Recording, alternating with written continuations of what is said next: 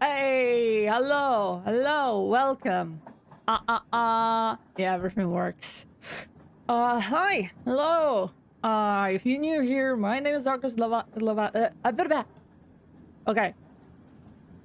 My name is arguslevi. I'm a paranormal detective. Welcome. Okay, something is wrong with OBS. I think some plugins are fucking dead. But, you know, that just happens when you need to reinstall everything, because I was, like, trying the multi-stream thing. Still all too bad. Like, can someone make a better plugin, for God's sake? But yeah, welcome to the stream. Hi. Hello. Hello, Pinky the Pineapple. Hello. Today we're gonna continue playing Posthumous investigation. Yeah. I don't know. Will we finish it today? It's not like I want it to be done quickly, but you know. I just wonder. Like, how should I name my streams? Because, you know. Let's get into the game. I'm playing with my controller. So my arms won't die from, like, absence of blood circulation. Rosemary, hi, welcome. Glad to see you here again. Yeah. Hope everything is alright. Okay. Okay.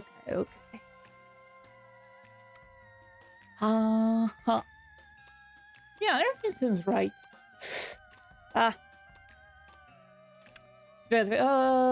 62 loop 50. Can we do it under 100 loops? I hope we can. I hope we can.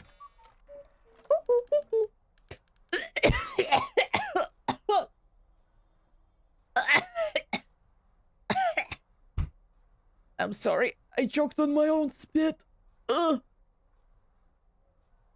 What a pathetic way to die, you know? Ugh. So, any funny commands to use here? Nah.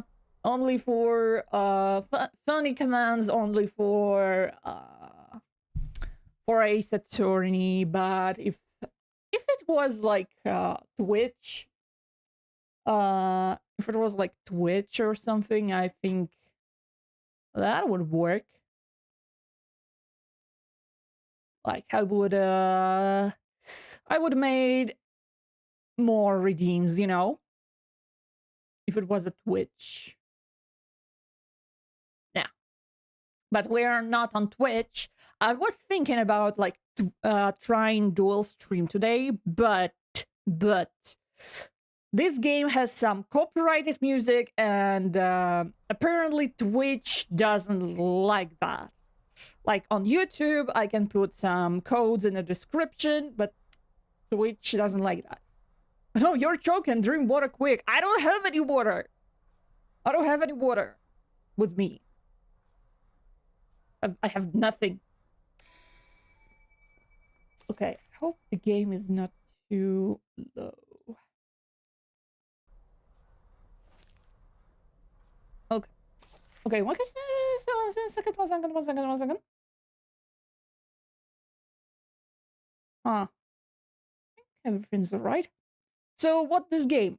This game is actually it's based on a popular Brazilian book. Yeah, it's a detective game where we are employed by the victim after he died. He's like, if you're reading this, I'm fucking dead. Investigate my murder. Yeah, and we are in a time loop. So every day is the same day. It's the same day, and yeah. With every loop, we find more and more secrets and stuff, you know.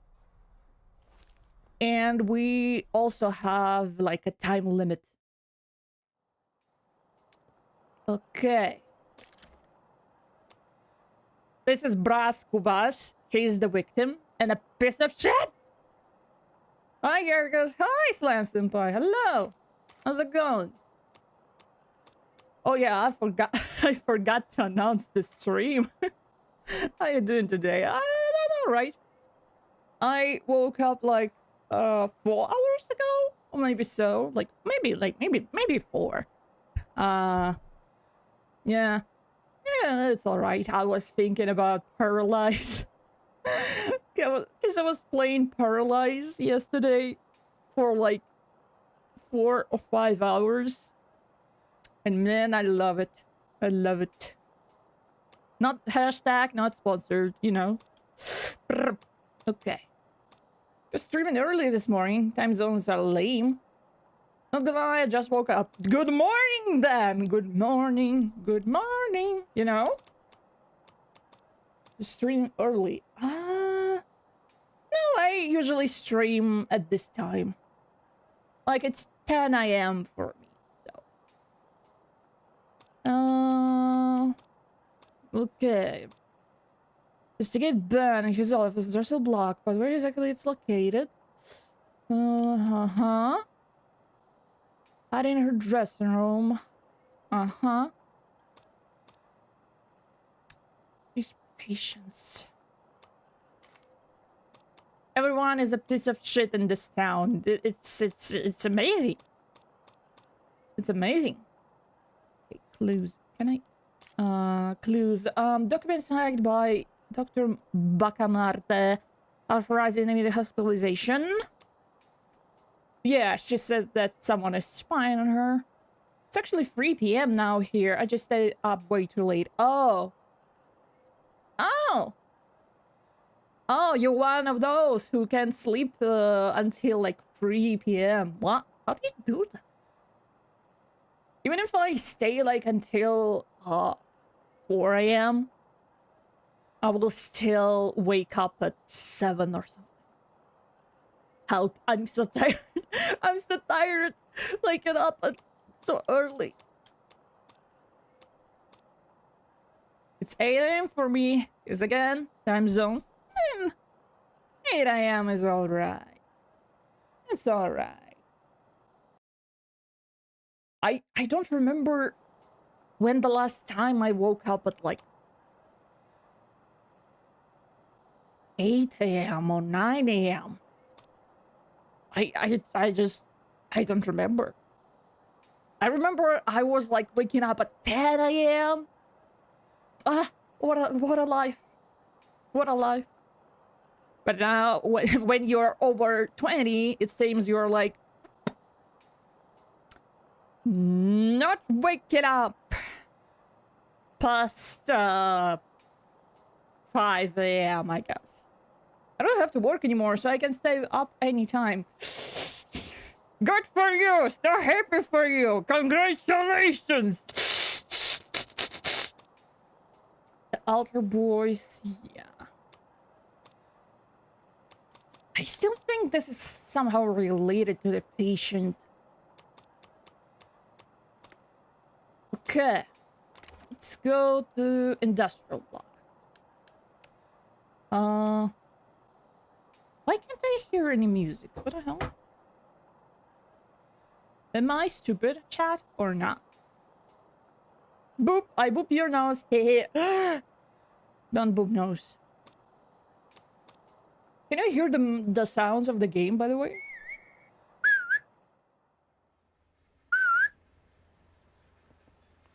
Because, the real estate agency, 2nd floor. Mr. Santiago, lawyer, 4th floor. Lawyer, let's go. She said her husband works here. Yes. Feel the pain of you saying that. I have to answer the question of if you're stupid. No. Ooh la la, look at this.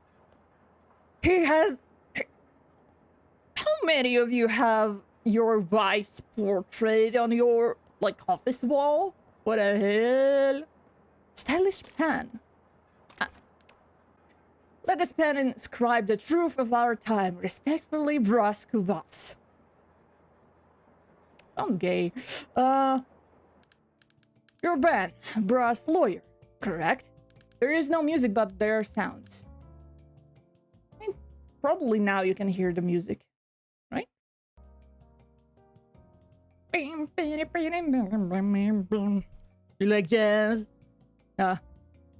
It's more like a blues?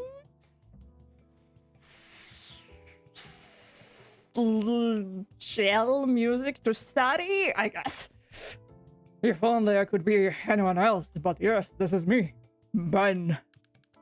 It must be the bloody detective that's been sneaking around and asking questions nobody wishes to answer. Dude, chill out, I just woke up. Remind you, this is like a time loop, so he sees me for the first time. So like, dude, what are you talking about? Still no music, what? You're kidding, right?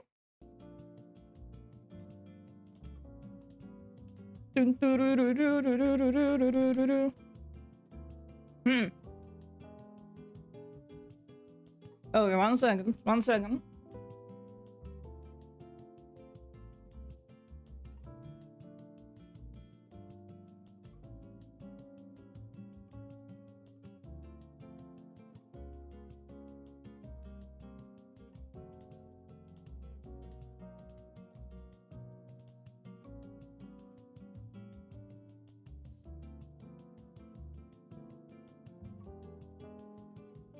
Okay, you liars, it works. There is music.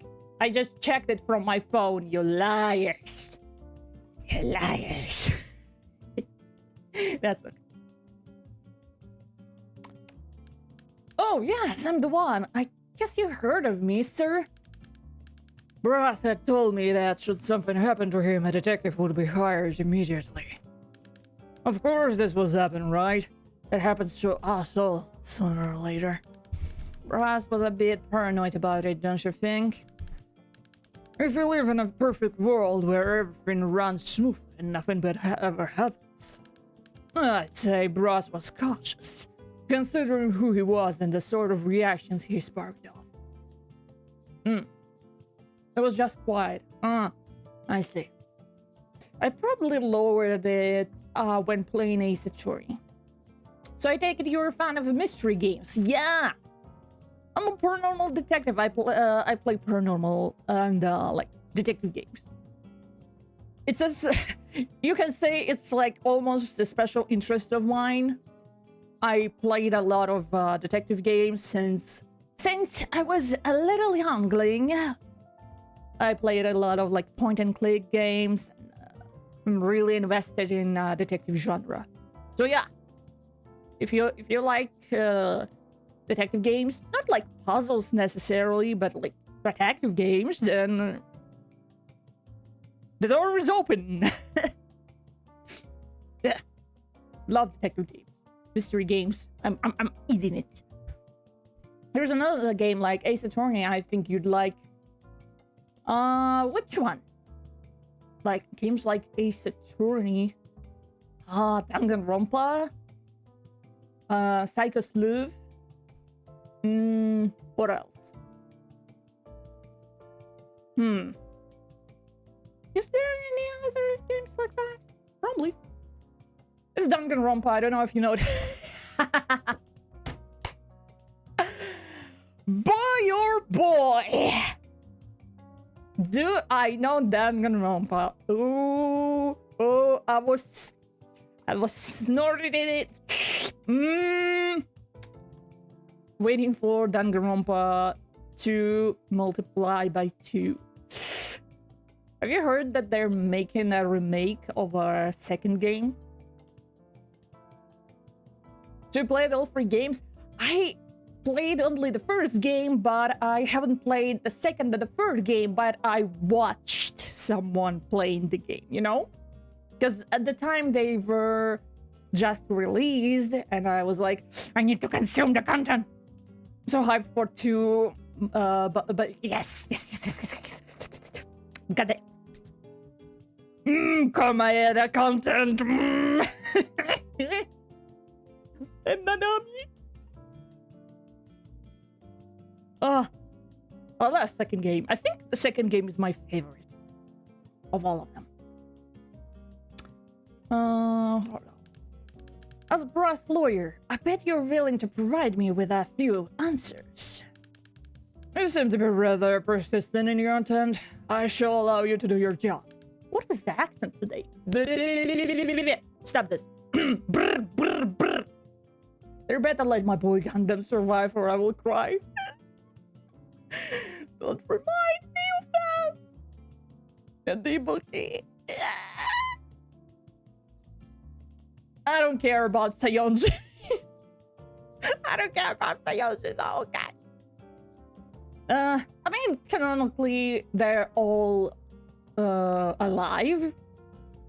But no. How noble of you. Noble? I also have a few questions I need to answer for. By the way, if you run into me out there, introduce yourself in appropriate manner, and I might be willing to give my attention. Noted. But let's get down to business. Okay, I gotta stop this. God, what is happening? I've made regrets, and the shorter this conversation is, the less chance it has to become another one. Sadly, I also expect Hyoko to leave. She's the worst character of all time. Not of all time, because there's also Danganronpa the third game, you know? And I think the third game has like the worst cast, so Milan reference go brrr, yeah. It's a brain thing, you know, when you see familiar words that were in a song and you're like this record issue not on a matchbox. During my investigation, I came across a matchbox with a logo of a midnight club on it and some numbers written on the inside. Does anything come to mind?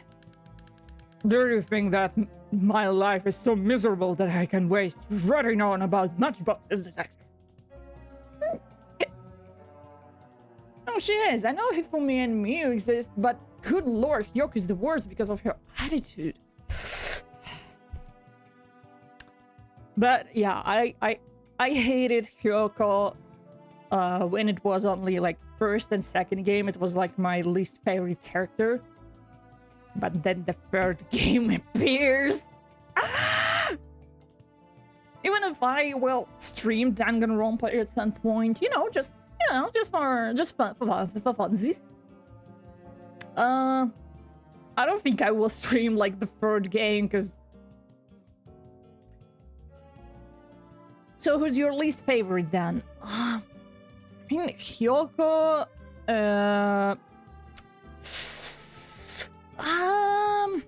I forgot her name. The one from the third game, like the artist girl, who was all like, "Oh God, like, and then there's like a dude with a split personality of him and his sister. I don't know who is worse. Angie? That is very wild. Yeah, she was all right until her death.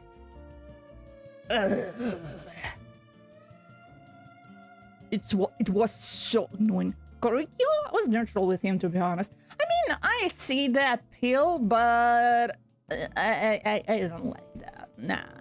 No, thank you. Nah. Tenko is easily the worst from V3, though. Tenko, yeah, she could be better. She could be better. I think it's the writing that fucked up all of them. I think that my life is submerged. Okay. However bad things seems to be, they can always get worse. Well, this is no ordinary matchbox. It was found next to brass at the crime scene.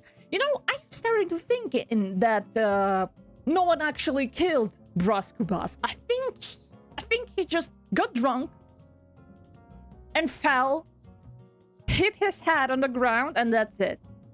I think he died the most stupid death imaginable. I think that's what happened.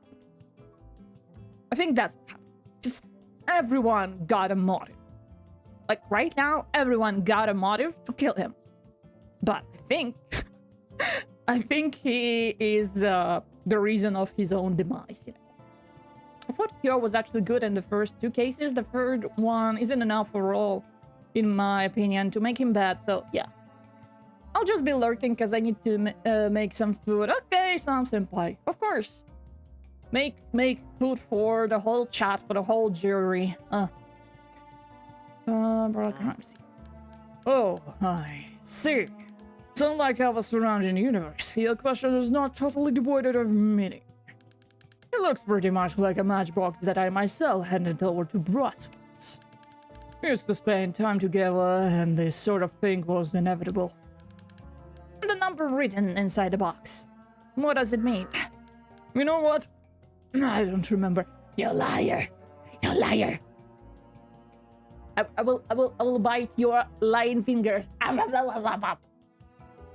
everyone worked together to do it.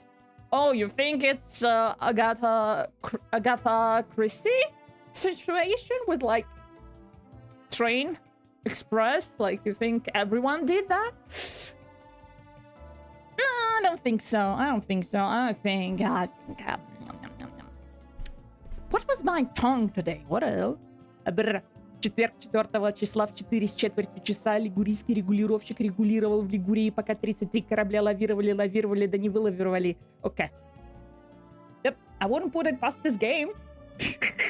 I mean, I'm betting it's his own fault. He just fell and fucking died, or he got a heart attack, something like that. Those bloody days keep running on a loop over and over again. Yeah, tell me. It is harder and harder to recall this sort of meticulous detail about the past. A liar. Wow, there was certainly some sounds that came out of your mouth, and I understood none of it. It was a tongue twister. It's a like a famous long tongue twister that people use to like radio hosts, actors, voice actors, and and whoever, you know, to like do warm up, because I forgot to do it before stream, and that's why I sound a little bit strange, but yeah. Четверг 4 числа в 4 с четвертью часа лигурийский регулировщик регулировал в Лигурии, пока 33 корабля лавировали, да не вылавировали. Протоколом. Шла Саша по шоссе, сосала сушку. Расскажите про покупки. Расскажите про покупки. Про какие про покупки? Про покупочки свои. Карл Клара украл Карл Клару украл Карла, Клара у Карла украл... Seashells on the seashore thing, you know. You're lying! Okay, let's see if he recalls this one. Guilty. I'd like to address the past, Mr. Santiago. I heard that your mother had promised to God that you will become a priest. Wow, that's a big... Oh, what the hell? What the hell? What have I done to God to deserve such a misfortune? Oh God, my dude. Sounds like Argus is rapping. I mean, yeah. That was, I mean, yeah. It can't, I mean, isn't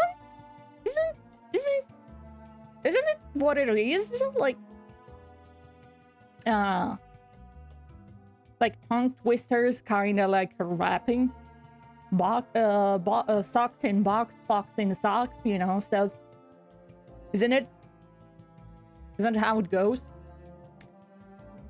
Tell me, detective, of all the blame that I am to bear, am I guilty whatsoever that corporal took my place? I'm not sure. Are you? Rap music sings. Oh.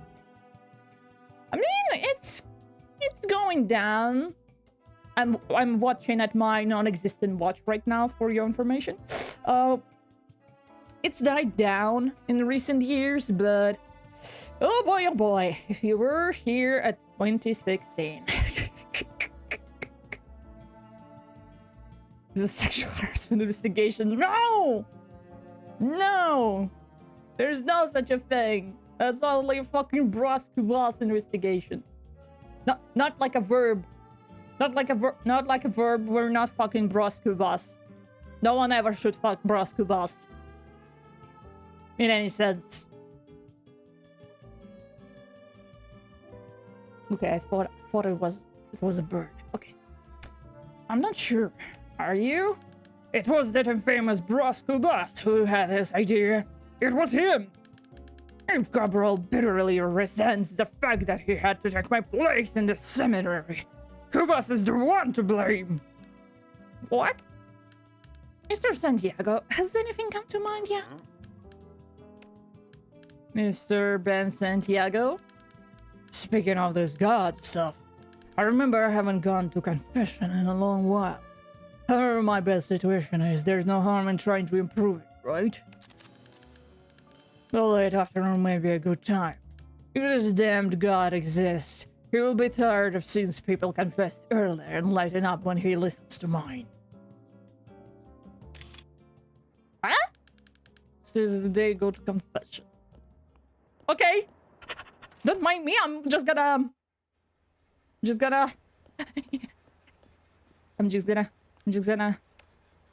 walk around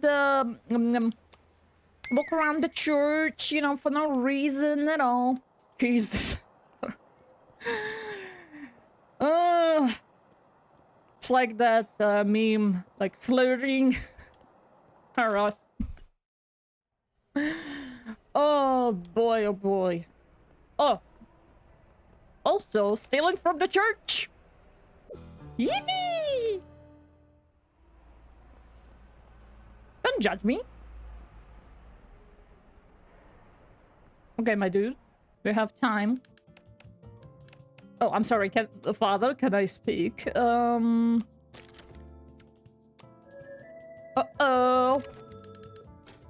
What can you tell me about Ben? The burden of guilt is borne by those who must bear it. Guilt? What do you mean? Did he do something wrong? My son, the sins of the faithful are protected by the secrecy of confession. Okay, one second. Would he confess to me? It is as if they told God himself. We'll see. We'll see. What can you tell me about your past, Padre Cabral? I saw a photograph from the time you were at seminary with Ben Santiago. Oh, my dear lord. How did you get that relic? Who on earth knows where those people are now? They're fucking dead! I mean, where are they? One of them is a lawyer, one of them is you, and one of them is fucking dead. Any other questions? Like, I mean, except myself, and well, let's leave it at that. Why? Were you one of the boys in the photograph? Yes, it was me, but I don't like to talk about my child. When it is one of the 7 deadly sins, and this kind of rambling is in form of vanity. Bruh. Even though I was back then exactly who I am today, many things are buried by time and for the better. Paris duties erase me, may God be with you. We need to talk. Yeah, cheaters! Cheaters! She's cheating on her husband, and he's cheating on the god. On mine. The padre did it with a candlestick on the altar. Yeah, maybe. Okay, where's... Okay. You're back already? Yeah. I haven't finished yet. Can you... What can your holiness tell me about Bacamarte? What? Why is he asking about me? Not necessarily. Should he? So, let's talk about something else, please. That name gives me the creeps. I mean, fair. Okay. Thank you for... Yeah. Okay, where's the dude? Confession time! Beep beep! Why do you... Don't... Peep at me. Ah! Don't mind me. Don't mind me. Hello, Padre Cabral. It's been a while since I last came to the church and we had a chat. Hasn't it? Insert Yoshi noises here because why not? Which one? The... Or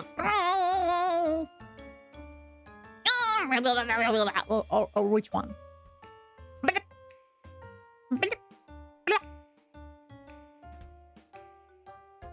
You, perhaps even more than I, know that life is one big trap. You're brought into this world and the people around you make decisions that they steer whatever you like it or not. And we still need to feel bad when we don't do good. And anyway, here we are, two men equal at last, each on a different side of those damned little bars, looking into each other's eyes especially. However, I heard that you've been recently put behind different bars. The one at Casa Verde, am I right?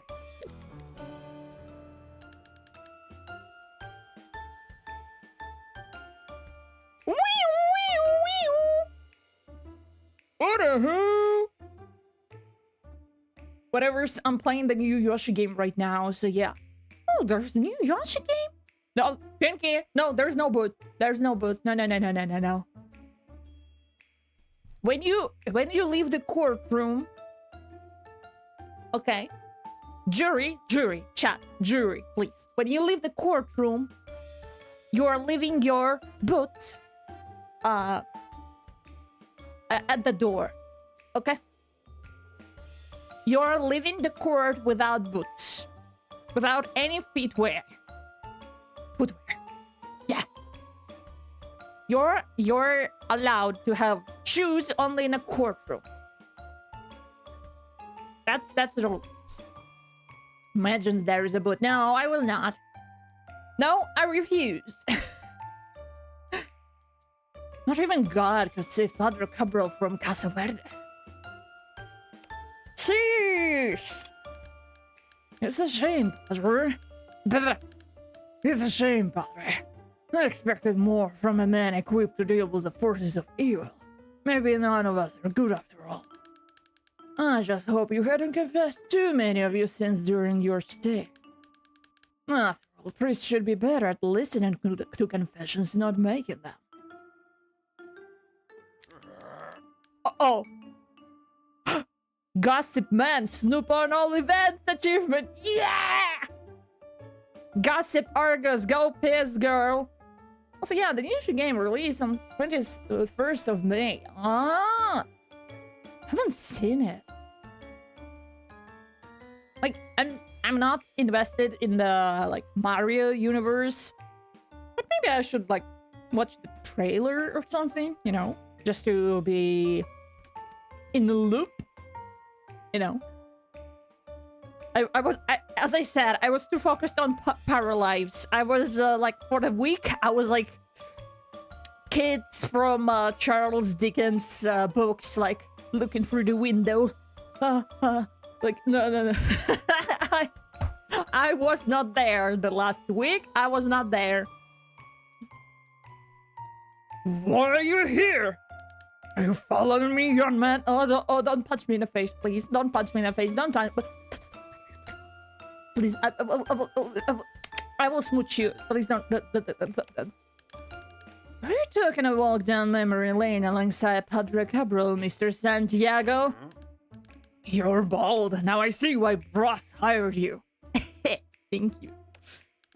You came here to know about my past. Under the influence of Broth, Cabral's fate was sealed, and so was mine. Did you write everything down? Then get out of my sight! Don't punch me. Oh, thank God.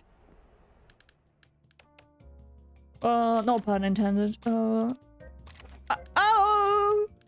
Spill the tea! Spill the tea! I received information about a delicate matter. I just eavesdropped. I received the little bird. It told me we admitted to Casa Verde, Padre Cabral. I reckon staying in that place wasn't comfortable at all. My main question is, how did you manage to be discharged? Dear God, man, I owe you no explanation, only to the Almighty. As far as I'm concerned, you won't have any answers on this matter. Calm down, Padre. I see that I actually have a path to follow in this investigation. Perish, do this amaze me, may God be with you. Yeah, where are you going? Where are you going? Dude, it's my ass. Oh, he punched the guy. He still punches the guy even after confession. Wow.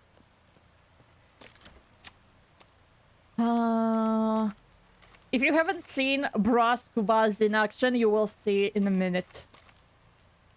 That motherfucker. Okay. We have a lot. Like, this is a one day. Look. He got in a fight with his sister. Yada yada.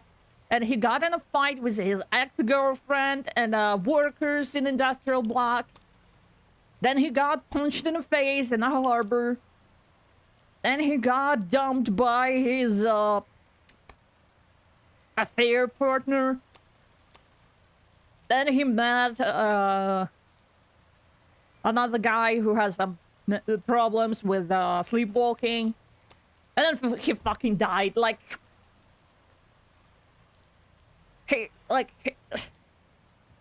There's no chance.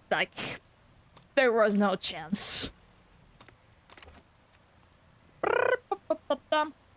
Okay. Do I have time to do it? I don't think I do.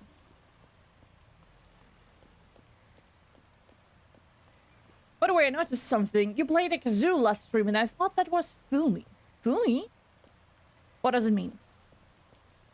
Sorry, I don't know what does it mean. Fumi? What Fumi means? What is it? What is Fumi? Ignore my spelling, typing is hard. I meant Funi. What is Funi? It didn't make any better! Okay, one sec. And then technology will save me. Funi. Funi. It was funny. Ah! Okay. Okay. It's my emergency kazoo. It's always by my side. Okay, let's just... Okay, I will show you Bluesky and why I'm, screaming, crying, puking from him. Okay. Hello, detective. How is the investigation going? Sneaking out dark alleys, listening behind doors. Look at this fucking wing. What the... I'm telling you, someone on the team, like artist or animator, Great job, but someone wanted this man carnally. Someone wanted this man, but I can't prove it. When in progress, do you think this is a joke? Or a game? You wouldn't be completely wrong, but... Someone wanted this man curly. There's nothing like listening to a man of law talking about a man of the church. Certainly, Ben Santiago can help us better understand our holy suspect. After all, it was Cabral who became a priest instead of him. And what did Ben have to tell us about him? Under the influence of Ross, Cabral's fate was sealed and so was mine. Ah, at last, my name surfaces in this story. It's about time I was beginning to lose interest. Ben blames me for Cabral's fate, even for his own. It's Mr. Sexual Harassment. Look at this. Look at this, dude. Look at this dude. But the animation is mwah. Top. Chef is mwah. I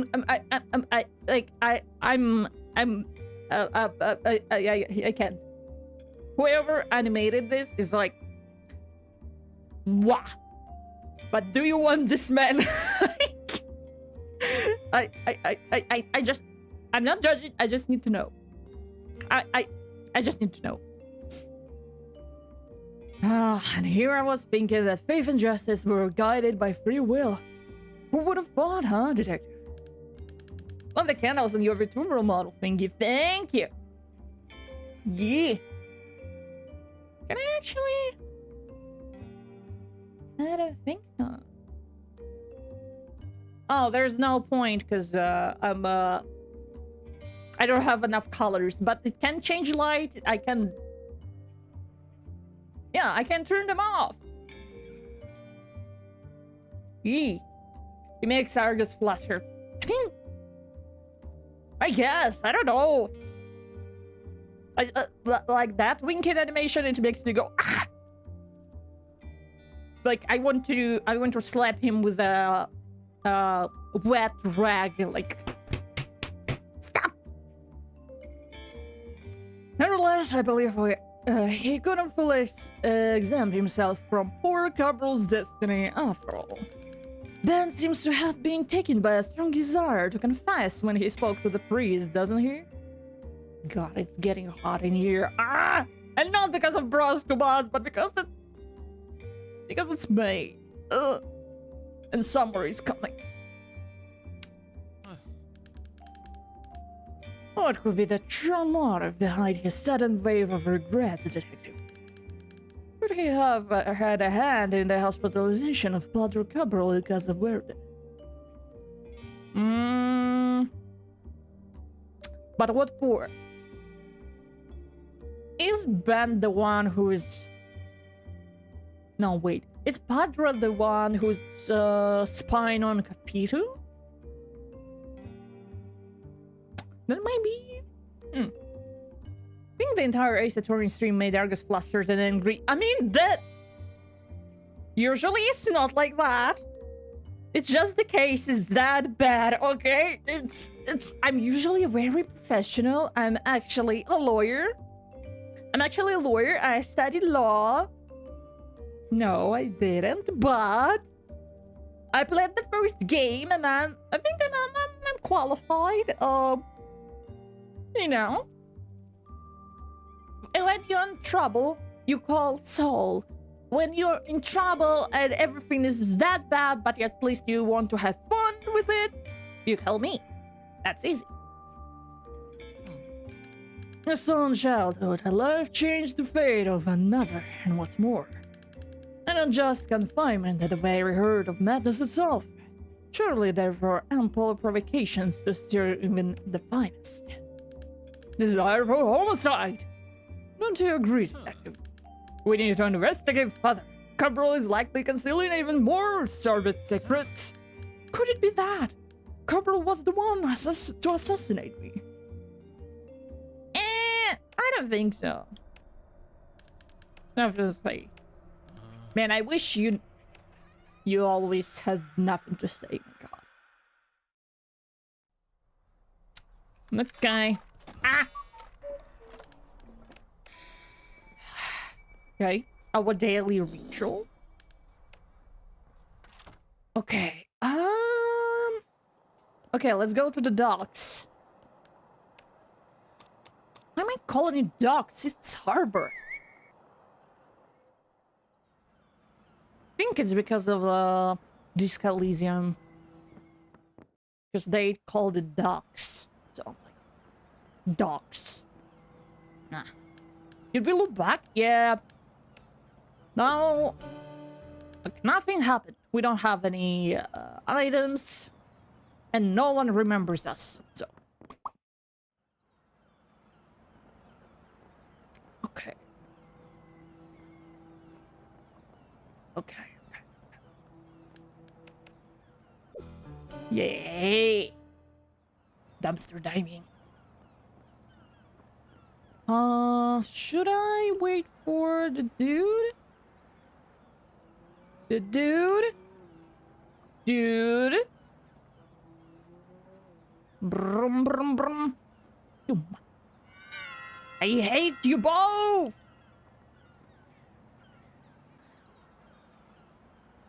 Okay. Okay. Okay, Ben. My guy, my dude, wait, my dude.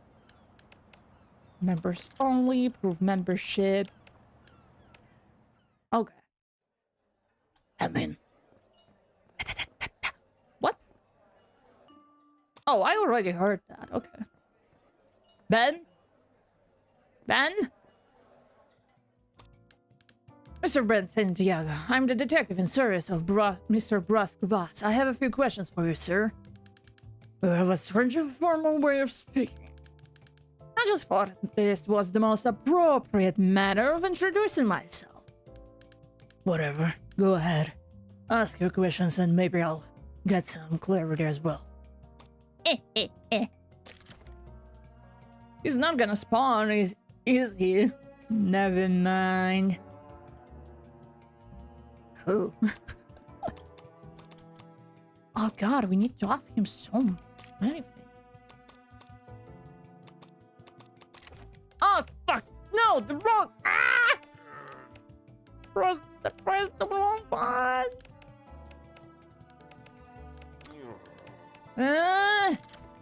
I'm a little silly. During my conversation with Mr. Santiago, she said she felt the sensation of being watched.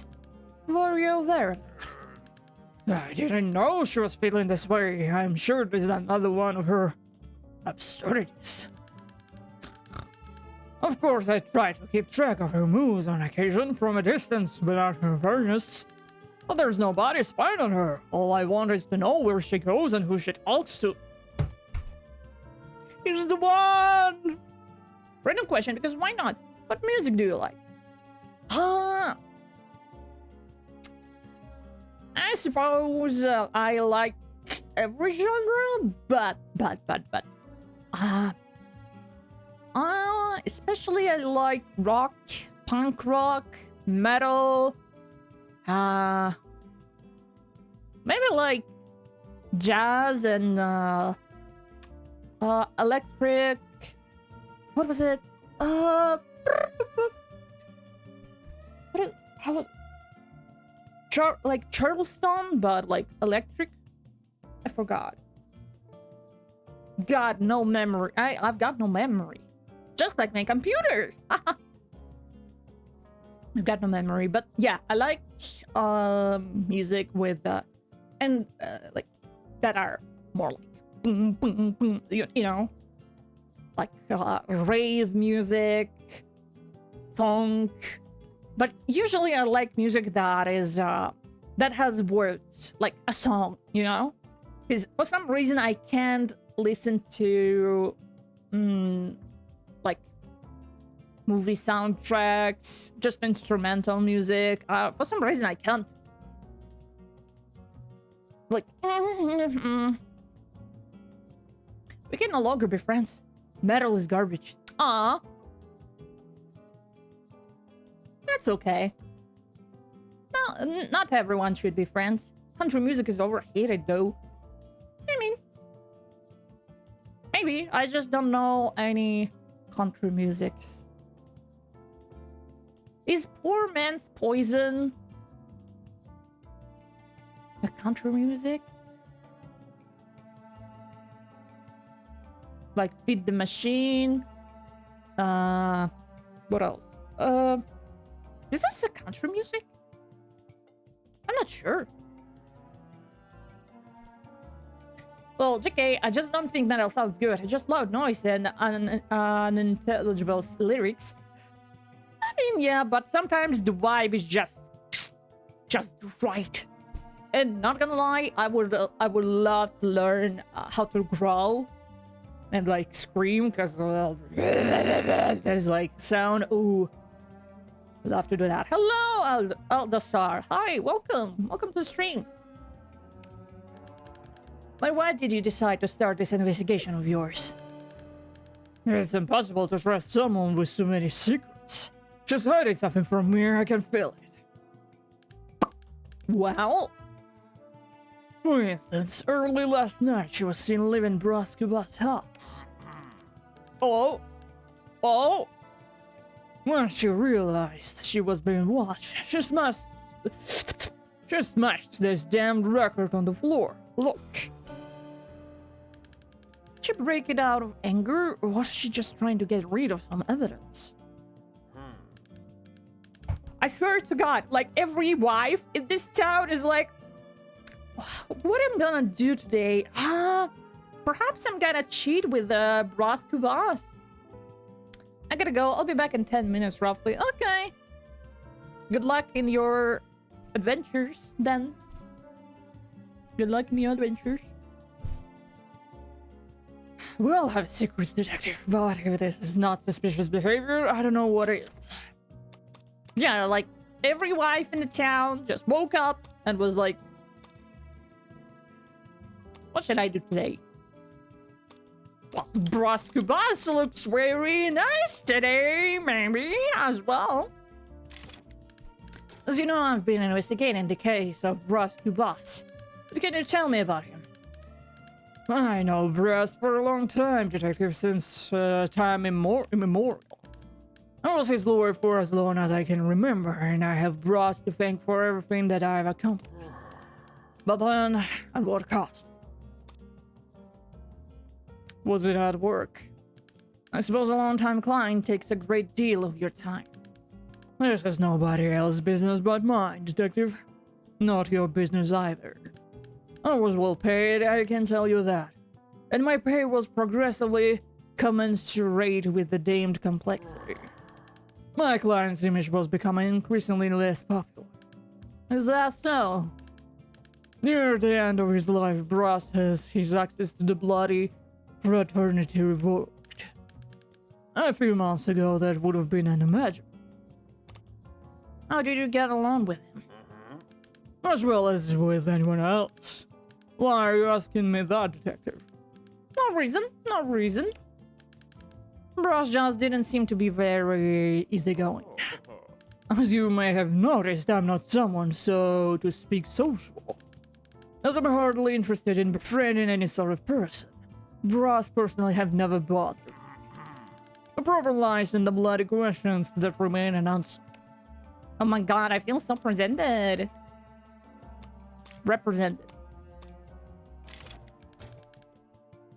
I assume you're familiar with the newspaper The Buzz.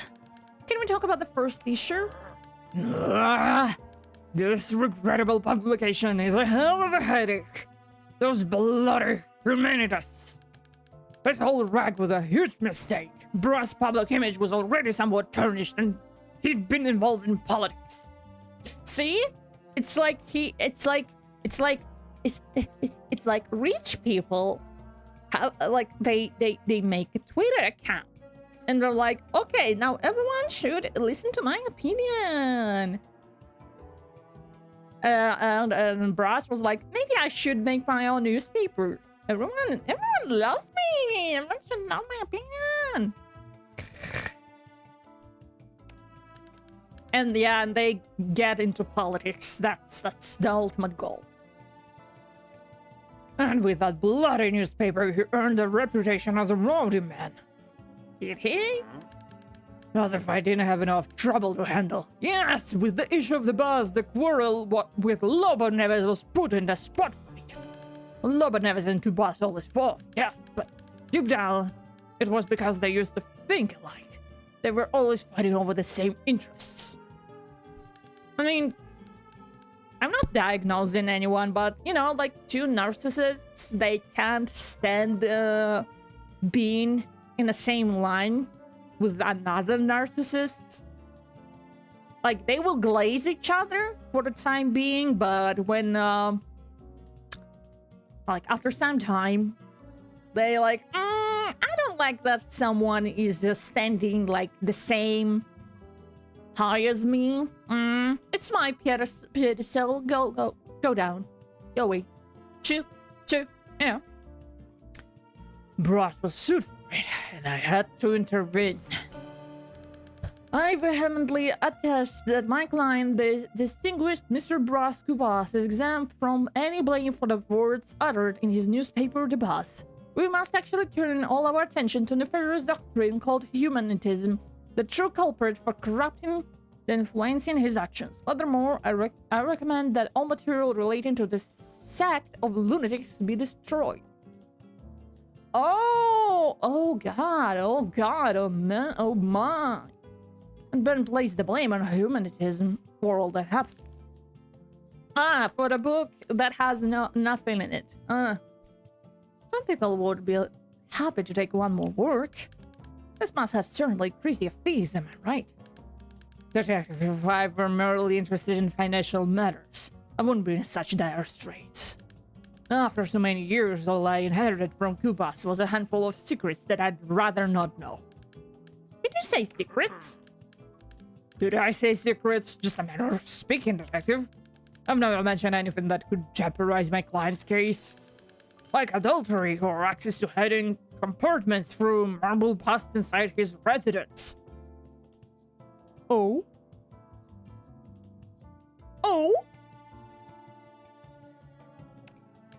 If you know what I mean.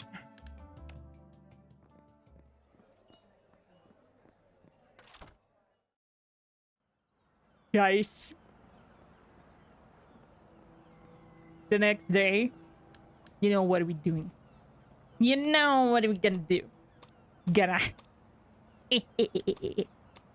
We're gonna go to the Kuba's mansion. Just ask him if they did it. Like, who would ever lie? Yeah. And you can ask everyone, because the day is like the endless loop. So we can just go and ask everyone and try different tactics. Purpose of the visit. Delivery. Yeah. Nobody ever lies. Yeah. Do you guys lie? I sure hope not. I wouldn't want my audience to lie. Like, you're also fellow humans like me, sure, yeah. Okay. And we don't lie. We know that humans don't lie. That's against the nature. Okay. Phew. You indeed. Not lying. I'm just being purposely misleading. See? Now we are speaking like a lawyers. See? Yes, attorney can teach you something. A trick or two, you know. Use item.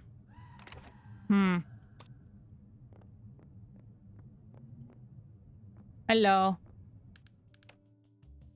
I'll put me behind bars. What would be the crime? You know what the crime is. Take me away. Without an accusation, I can't really do anything.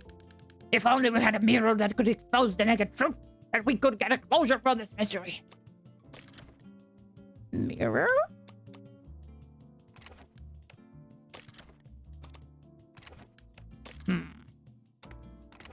Okay.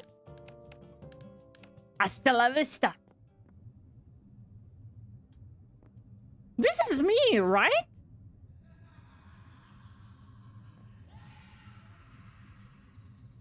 I mean, this guy talks about time travel and stuff. This is me, right? Like, he kinda looks like me. Could be a twin. Brother. Don't worry, brother. I will help you. Oh, God. Detective, yeah. God, I hate him. I hate him.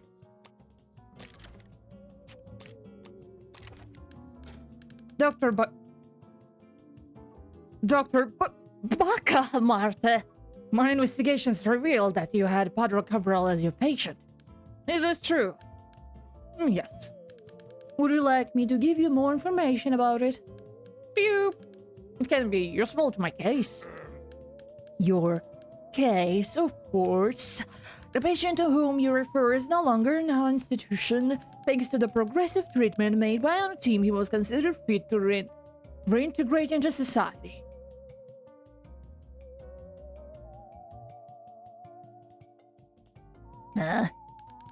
And what would be the reason for Padre Cabral's hospitalization? Mental note: patients show signs of monotonic questioning repetition, reduced potassium.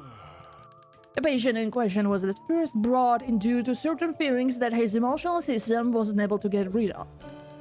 He harbored a deep resentment inside him for not having any choice on his own destiny. Really? And how did he get rid of it? A friend of mine wants to know. Cassowary is equipped with therapeutic tools and treatment lines that rival those of the rest of the world. Oh, we have so much electricity. Electricity? Yes. You know, you attach it to the nips and you go brrrr. I don't think you're a real doctor. No, I'm a real doctor. The doctor thinks you're insane, yeah. But he's the one who is insane. The patients we're talking about was submitted to FATUITU, foolproof academic therapy upon inadequate taboo earner, healed on his own. Ah, FATUITY. I think I did a few of those. In this case, the treatment consisted of carrying out a translation. A difficult translation, it's worth noting. Translating a text from Hebraic to Greek taking uncommon erudition. Hebrew to Greek translation. The priest speaks Greek and Hebrew? I barely speak English. I mean, you're speaking Portuguese. What are you talking about? A complex and meticulous endeavor made it possible for the patient stepping outside himself to observe why he was out of his mind. Oh, so like just... So the treatment was just change, like... Just think about something else. You know? Just do something else. Wow. Dr. Bacamarta, would you offer me your official opinion in regard to the translation? Exemplary work. A testament to Gassawater's impatience capability of rehabilitation. Do you disagree? I wouldn't know. I don't know Greek, much less Hebrew. Maybe you do.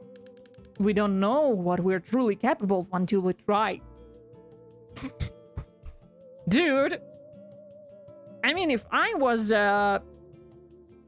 shocked constantly as a therapy, then yeah, I would be like, yeah, I know Hebrew, I know Greek, I know everything. Yes.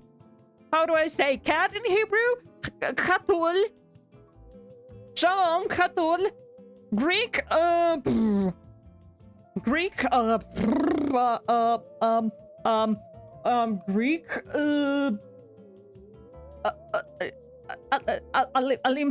Olympus, Schizo, Babel. I always come back. No! But yeah, welcome back.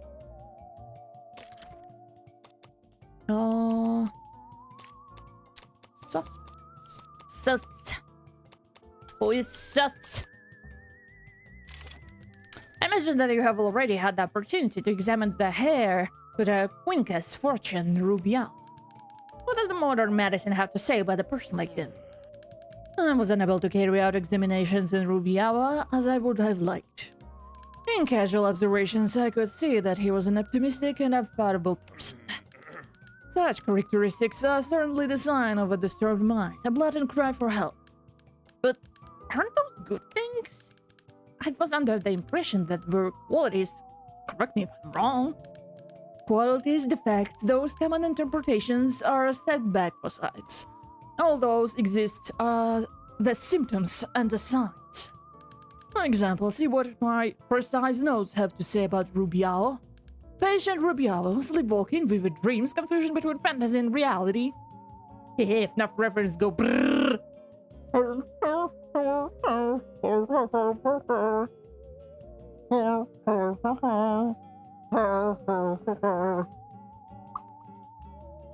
Sleepwalking, vivid dreams, confusion between fantasy and reality. Hey! Suspected bite of the dog flea jump is very common in dogs of the Carmelis dogus breed. These fleas known for causing this kind of hallucination, and Rubiao is always with that cat. But not a suspect. Sounds like a bullshit. Because of your jobs, I imagine that you know the pharmacist Crispin. Am I wrong, Dr. Baka Marte? You are correct. What can you tell me about him? Nothing beyond than the most observable detective. Reciting my notes. Male, short stature, advanced degree of kyphosis? Slight tremor in the hands, possible cause glucose deficiency in his body. Yeah, I'd say the same. Difficulty with rejections. Investigate further. Made him create for years a friendly personality mask. Other observations, minimal degree of mythomania. Such divination exacerbates the possibility of risk to his safety and well-being. Anything else? Unknown. I'm interested in knowing what the doctor thinks about Cotram. Imagine that analyzing a quiet man like him must be a challenge. Wrong, my patient. Silence is something completely destructible. Every silence is different, detective. I mean, kinda true. You know, psychology is still not that advanced. Like, compared to those times, yeah, but still, we don't know a lot of things. And actually, some of diagnostics actually happen when you're not speaking. Like when they call you to their office and they're like, yeah, the one, come here, get in. Like, and they will judge, like, based on your appearance, how you sit in the hallway waiting, how you, like, react to the, you know, like, a good portion they will collect just based on, like, did you wash your hair? Or are your socks matching? You know? And what do you analyze of Cotram? Let's see what my notes have to say about him. Patient Cotram. Silent with expression and communication deficiencies. Suspicion. Suffering from RTTY. Regular articulating troubles from tormenting of yesteryear. Fascinating. What? I believe you have much to say about yourself, Doctor. An illustrious and crucial figure to well-being of Rio de Janeiro will certainly not mince his words about himself, after all. About me, you're mistaken. I have much to say about me. I think I asked him about this. I think I get it, Doctor. You and Casa Verde are one. What about you, Detective? With all your interest in Casa, what do you think about joining it?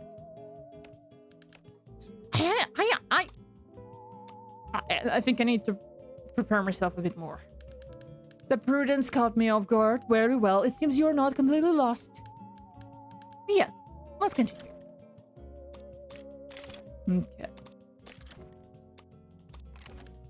Trinkets, how did you manage to enter here with it? Aw, but those mine trinkets. That's all, Doctor. You're following your way out, Detective.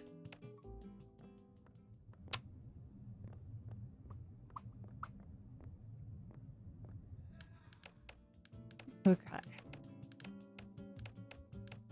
Can I give you anything? Are you a time... Oh, fuck. I'm curious. Are you a time traveler too? Mental note, with the increasing number of patients with an Nutter syndrome, nonsense unconscious time traveling induced by a revy. The northern sector has to be expanded for installation of an exclusive ward to care for those patients. Bruh. Bye-bye. Graphics on this game are better than I expected.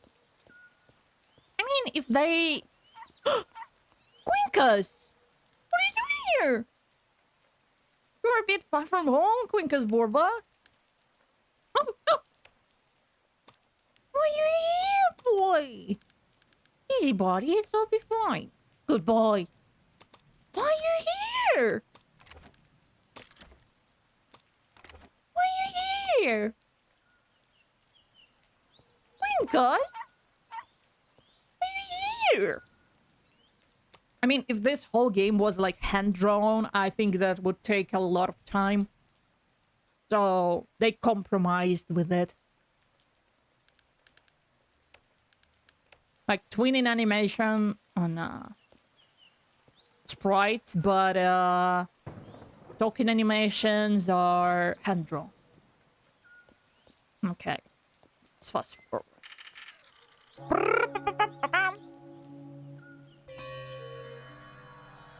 No, my useless things. God, stop this.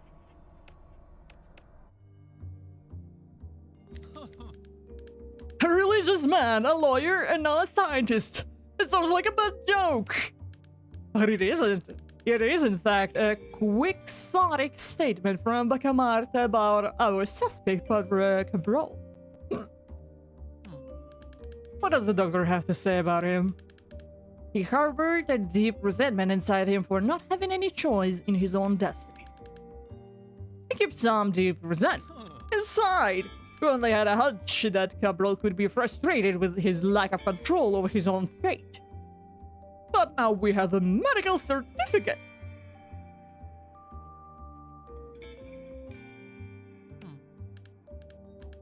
Can you imagine, Detective, what imprisonment in the institutions such as Casa Verde can do to a person? Especially someone who spent their entire life confined to a profession he didn't choose for himself. Of course, he was willing to do anything to get out of that place. Even the most challenging tasks such as translation Bacamarta told you about. Where did Cabral develop the intellectual cunning to realize such a deed? I never knew Cabral could speak Hebrew, much less Greek. I have my own doubts about the quality of this manuscript.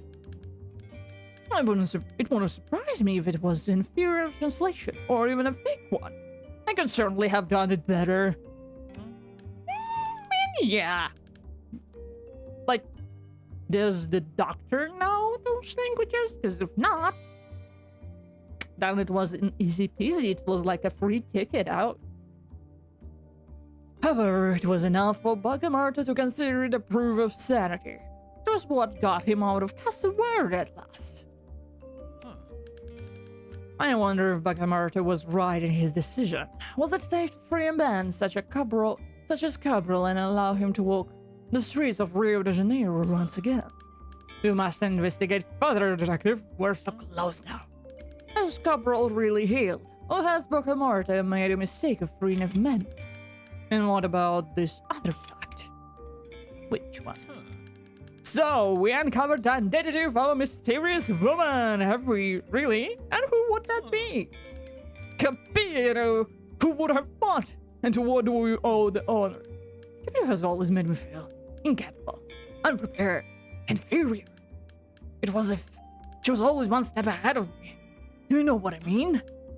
Oh, you as well. That makes sense. After all, we were mere projection of my back to investigation.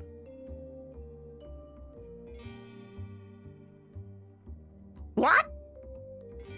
Am I not real? Like, okay, this dead bitch is gaslighting me that I am the one who's not real?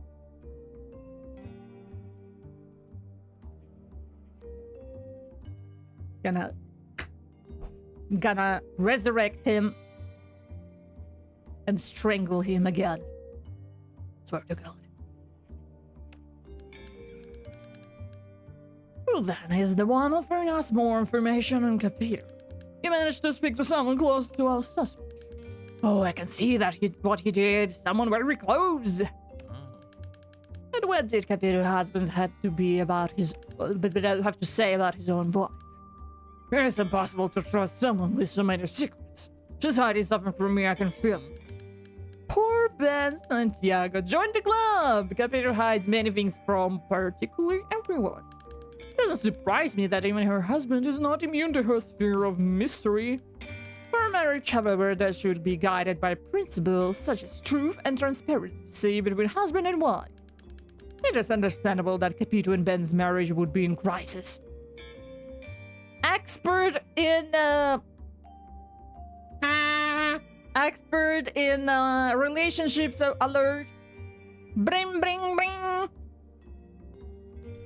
The one who the one who cheats with or commits adultery with married women.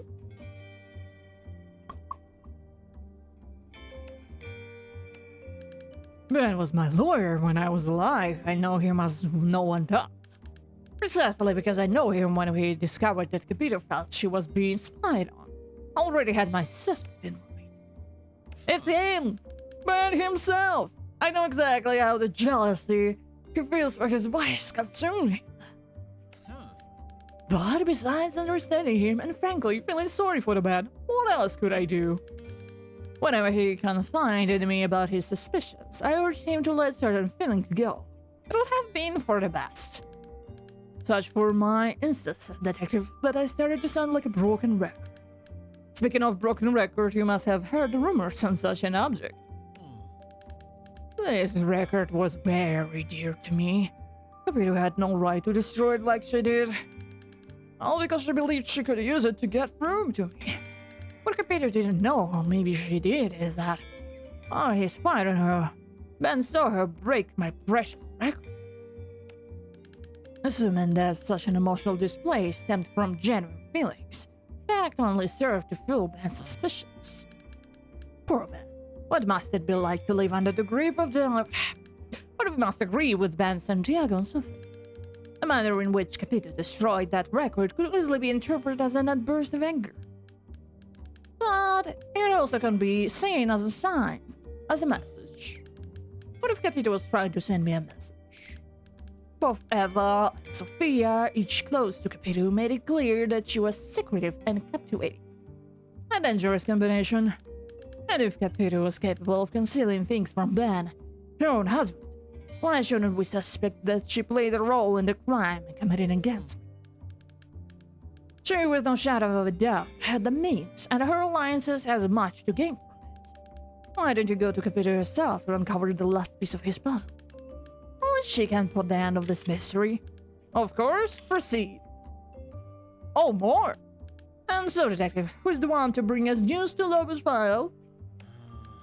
Oh, man. And what did that unpleasant character wrapped in a cheap suit have to say? Wow. Like 2 lines ago, he was like, oh yeah, we were close, we were friends. Oh, that bitch in a cheap suit? This 2 to my 10? Lobo and Kubas always fought, yes, but deep down it was because they used to think alike. They were always fighting over the same interest. What? Comparing me to the pathetic fool? Nonsense! Comparing me, a great visionary, to a dimwit of a politician who keeps his post by robbing Peter to play Paul. Oh well, what could be expect Ben to know. He was only my lawyer. Although he had access to a great deal of information about my life, as we required for his work. I certainly didn't tell him everything. For example, there was many secrets in my house that I had to keep from myself. Oh, the one with the statues? Yeah. But that's not me. We're investigating her, detective. We're investigating Lower Nevis. Now let's go back to Ben's words, always fighting over the same interest. It's true, Lobo and I were always at odds, constantly disputing something or another. I might even go so far as to say that in life, Lobo was my great rival. Not that he was ever a true match for me, mind you, but... Could be Ben hinting at a potential line of inquiry regarding Nevis. Should we explore the threads of our shared interests? Could those shared interests be enough to motivate Lobo to kill me? Well, detective, it seems that we're on the right track. Will we succeed in ambushing this wolf in his own treacherous grounds? Go to him, detective. The final clue to his inquiry is secured and it covers Lobo's class. Okay, you're done. You're done. This man yaps and yaps and yaps and yaps. Okay. Okay, we need to go into the manor. To the manor. To the manor we go. To the manor we go. To the manor we go. But first, we're gonna buy some stuff. Eclair. Of course, eclair. I don't need an eclair. I just want I just don't want that secretary to get it. No, look, fuck off. Fuck off. No, it's mine.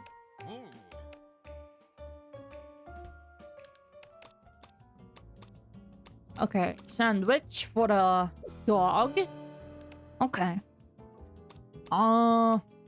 Cheese bread for the policeman. Okay. Yeah, let's buy the coffee just for the sake of it. Okay. Yeah. Bye-bye. Okay, now I go. Where do I go? I go to the policeman.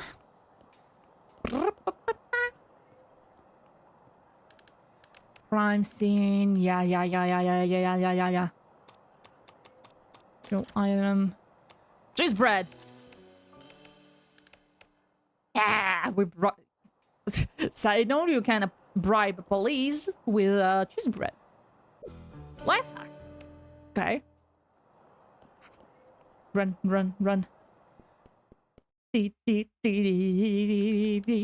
Yeah.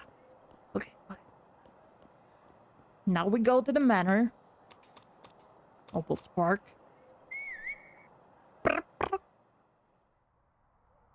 Opal Spark. We go to Bass Manor. Worked.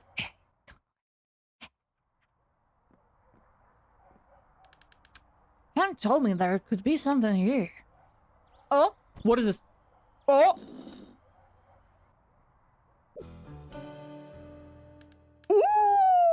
Our bras comme amour! There was indeed! Ooh. Ah, you dirty dog! You dirty dog! It's a beautiful gramophone, despite the scratches. It still seems well preserved. I can see the record sleeve, but not the record should be covered. Fancy box. Some cigars. Okay. Nothing new here. Secret passageway. Oh, hello, doggo. Okay, gonna... Bed of flowers. Why not? Let's just put everything in our pockets. Looking for someone. Yeah.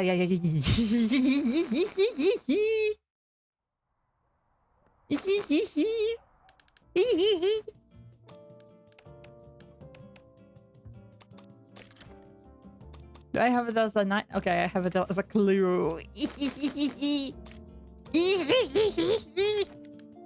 Yeah, let's talk about something compromising.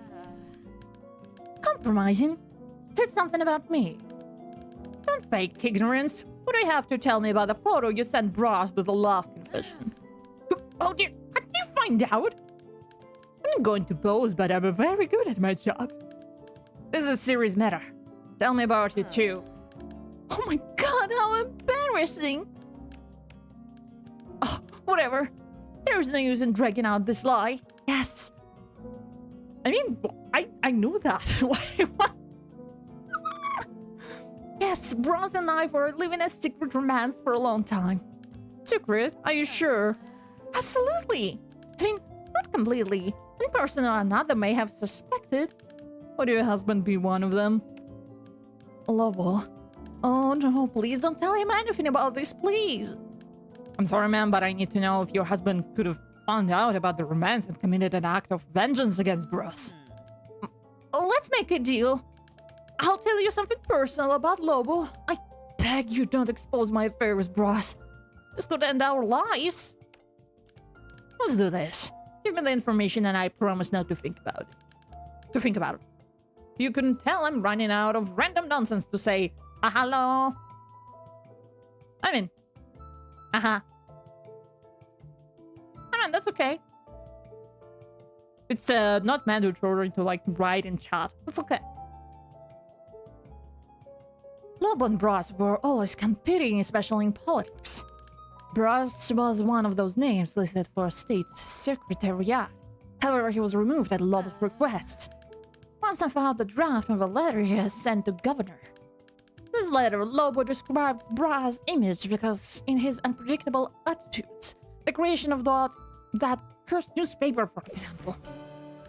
Your Excellency, I'm writing at Your Excellency to express my deep and well-founded concern regarding the recent conjecture of the nomination of the despicable Mr. Bros Kupas for the relevant position of Secretary of State. Instead of enough scare noise. Ah! Wait, was it the bite of 87? The reputation that precedes him is unfortunately notorious within our society, and his shortcomings have led to his execution for an act of Your Excellency well known, demand deep reflection and unquestionable justification. He's an unqualified individual with a terrible track record. We don't want him around. In light of those circumstances, and I personally ask with all my heart, moved by public interest and the success of your administration, I submit to your highest consideration the re-evaluation of such an appointment with the utmost respect for your authority, but with the inextinguishable certainty that the choice of Secretary of State must reflect irreproachable suitability and competence. With my highest regards of esteem and consideration, Lobo Neves, your attentive colleague. But that Lobo decreed the death of Bros' political career. Yeah, the moment was the bite of 83, not 87. I don't know if you knew that, but yeah. History lesson. Now, please, keep your word. Yeah, of course, Madame Virgilia. I'll do what I can. I will show it to everyone I can. I would like to talk about the draft of the letter to the governor. I don't know what you're thinking about doing, detective, but be prepared for the consequences. And that's all I have to say about it. Brah. Okay.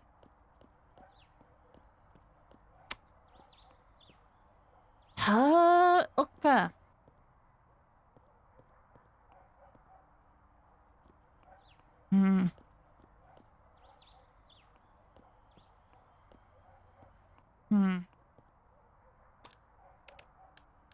Hello? Yeah. Straight to the point.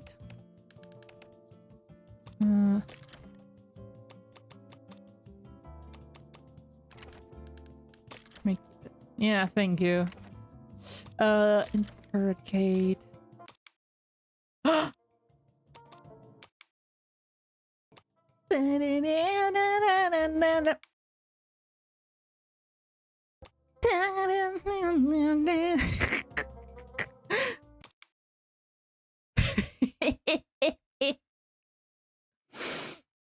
I like this thing. I think you're here to talk about that record by a certain mysterious diva. That's precisely what I was about to ask. After all, I found the sleeve in Mr. Kuba's mansion. What do you have to say about it? Brass was very dear to me, but in life, he truly held me back. I can tell you that the very existence of this record was a threat to the life I led today, so I'd rather not dwell on the subject. I can see you've got a strong hand to play. Well, start dealing.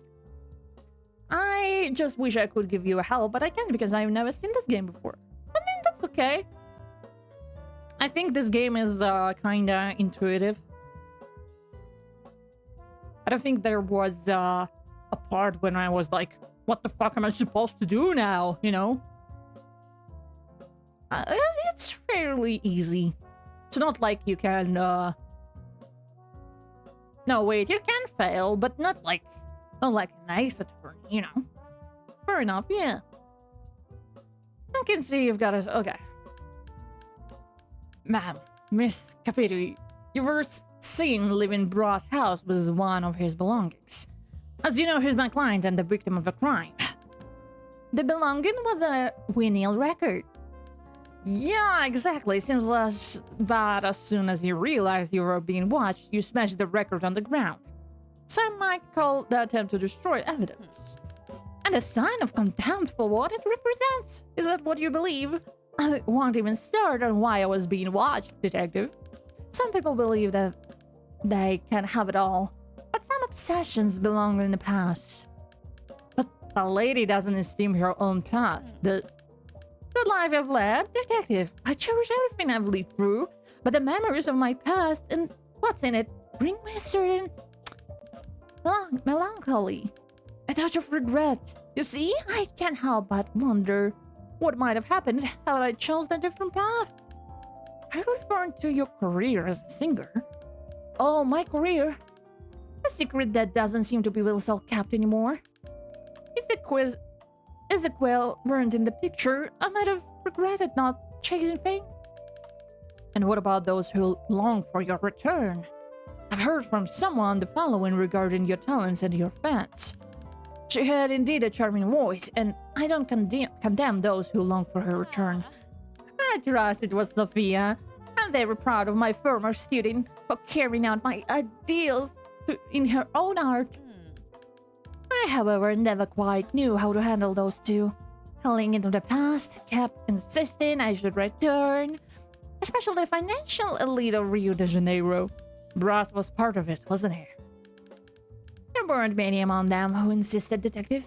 What matters is that I found new ways to make myself known in the hearts and minds of the people. There are many ways to change the world, Mr. Detective. Could this have been your path towards the labor strike movement? I had to mingle with the movement to get to you. I know your ties to them are significant.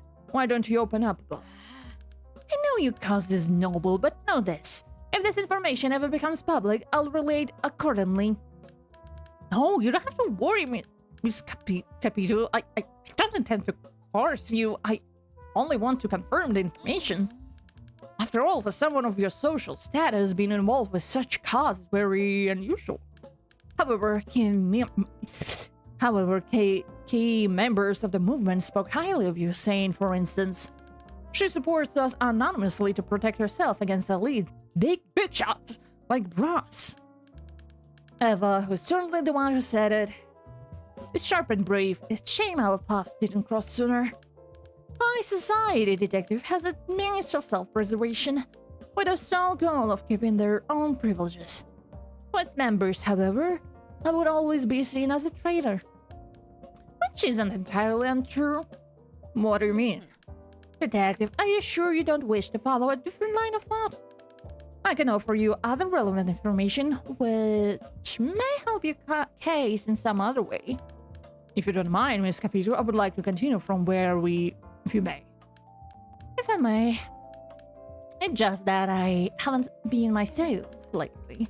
No secret is safe from Brass. It's very hard to believe yourself when you feel the society is looking at you differently all the time.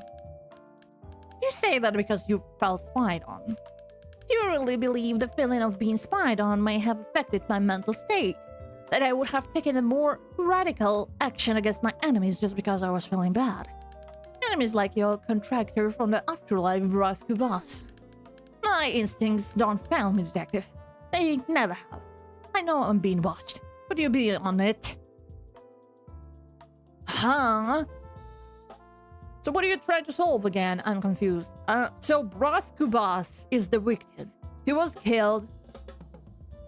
And apparently everyone held a grudge against him. And everyone had a motive. But, yeah.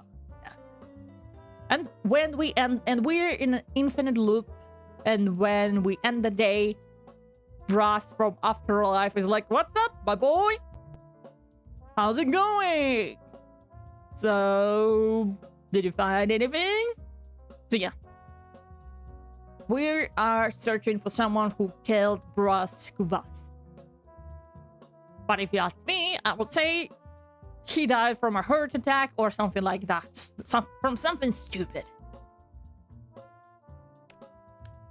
No, Mrs. Capito. I mean, I'm an investigator, not a spy. The one behind it is your husband, Ben. He was driven to do it by jealousy. Oh, Ben. Detective, we mentioned many characters in our conversation so far. And Ben, my own husband, only appeared now. And another sign of a distance between us and our crumbling marriage. You're still a great mystery to him, Mrs. Capito, in Ben's own words. I'm still gonna assume literally everyone did it, because why not? Like everyone blown a strike? Something like that? So everyone is guilty? It's impossible to trust someone with so many secrets. She's hiding something from me, I can feel it. And do you believe that I'm hiding from him is a crime, Mr. Detective? In that case, Mr. Scapito, are you Posthumous' murderer? Ben, like any lawyer, has a cynical, conspiratorial mind. He never ever trusted the woman he chose to spend his life with, and he's jealous of his own son. He sent Ezekiel off to a seminary just to keep him away from me. Oh my fucking god! Oh my god! Oh my god! She's awful! Ben seemed incapable of accepting me as a woman in control of her own life. His desire for me is so overwhelming that it prevents him from truly having me. As for Brass, they're both oppressors. Brass threatened to expose my involvement with the strike and my identity as a mysterious diva if I didn't return to that role. There's only so much a woman can endure, Detective. Smashing a record to the floor almost seems like a remarkably controlled counterattack, doesn't it? But how will I know that a broken vinyl is the defense you carried out? You might never know, Detective. I admit that Brass' death had brought me some relief. Uh-oh. This is not what you want to say to a detective. I feel that now I can be myself.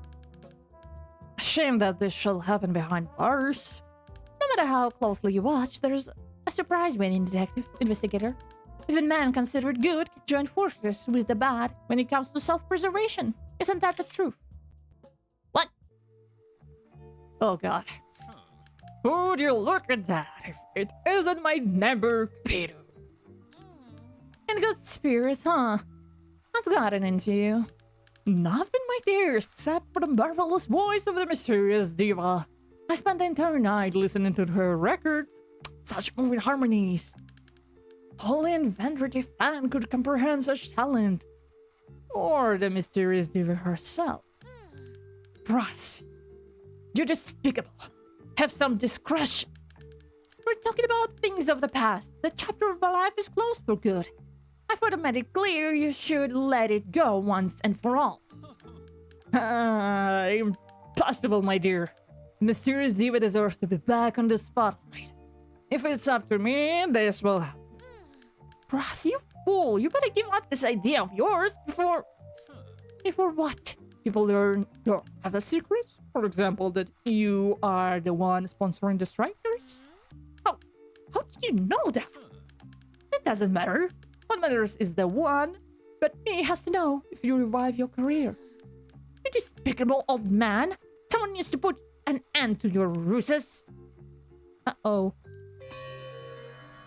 Uh-oh. No, my food. So you're back with me, so let's talk about it.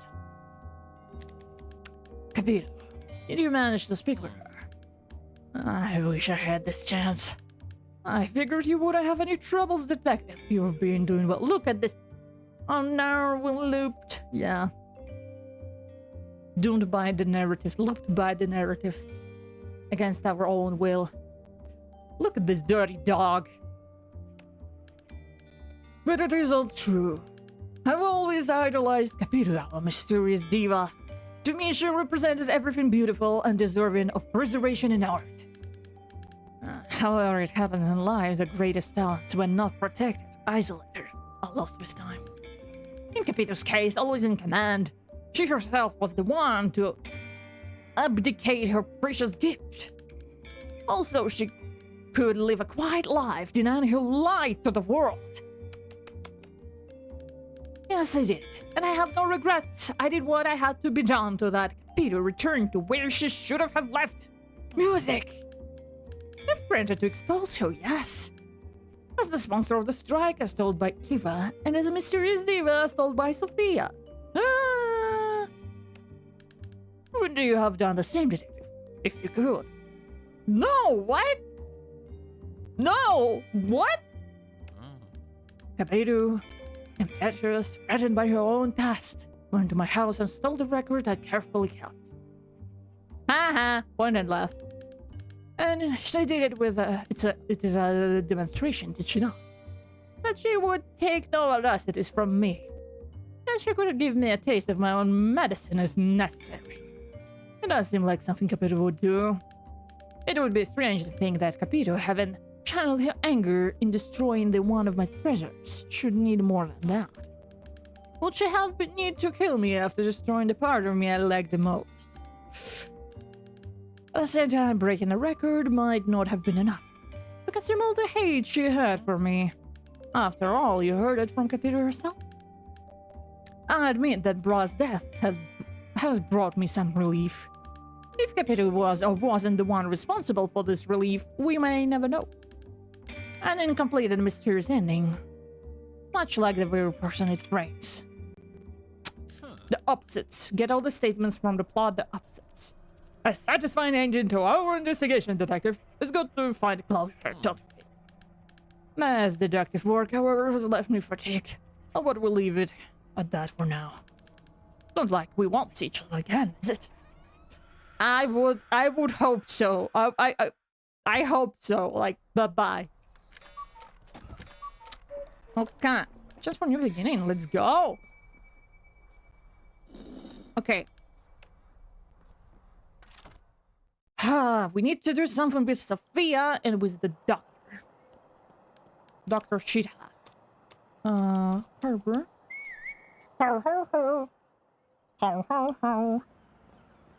Okay, we go to the harbor. No! Go to the harbor. Take the thing. Take the thing.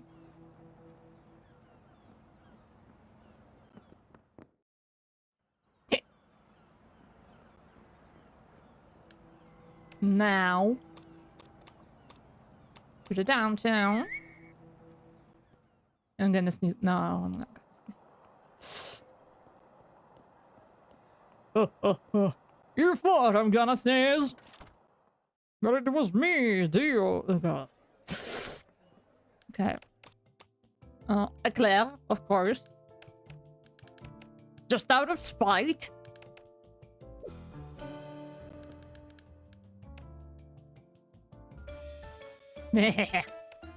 Fuck off. Piss off! That's my eclair.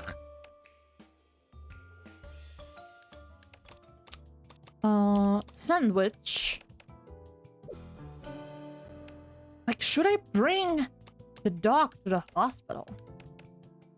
Because the dog appeared at the Casa Verde.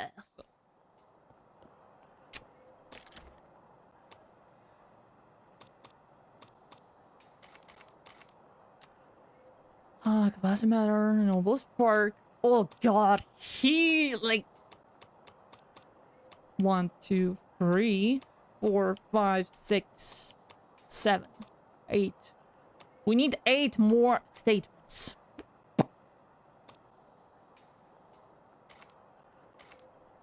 Okay, we need to finish Sophia's line. Chris Strauss, Quincas Borba.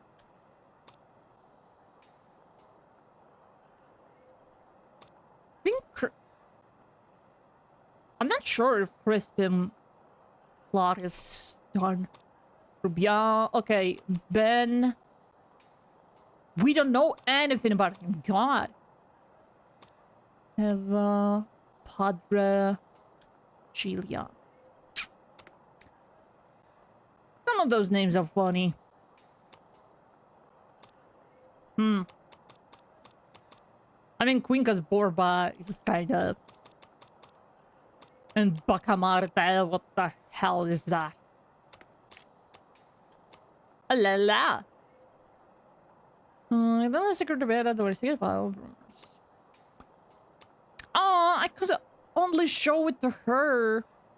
Oh, that's a shame. Oh, let's go to the church. Let's go to the church.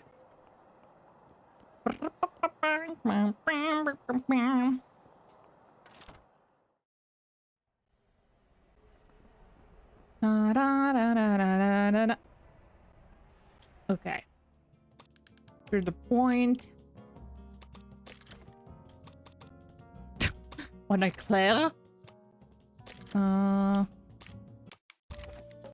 Father, I've heard of translation of yours that have gotten you into trouble. What about it? I'm no longer keen on discussing academic matters, child of God.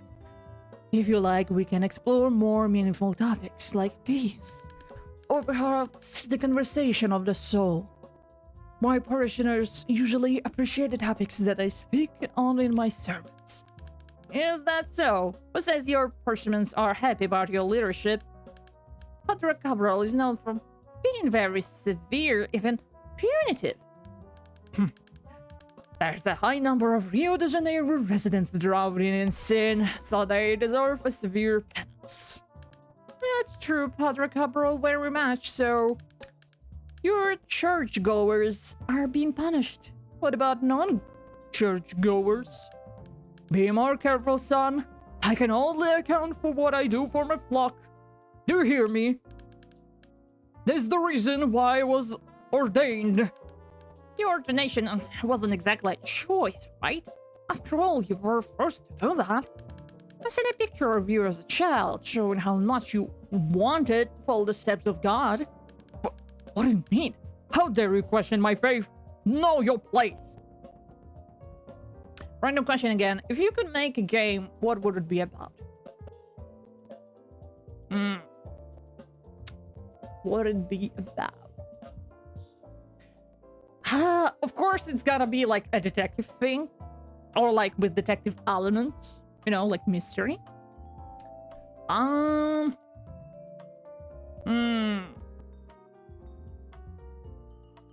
Third person RPG? Or maybe first person RPG? About, some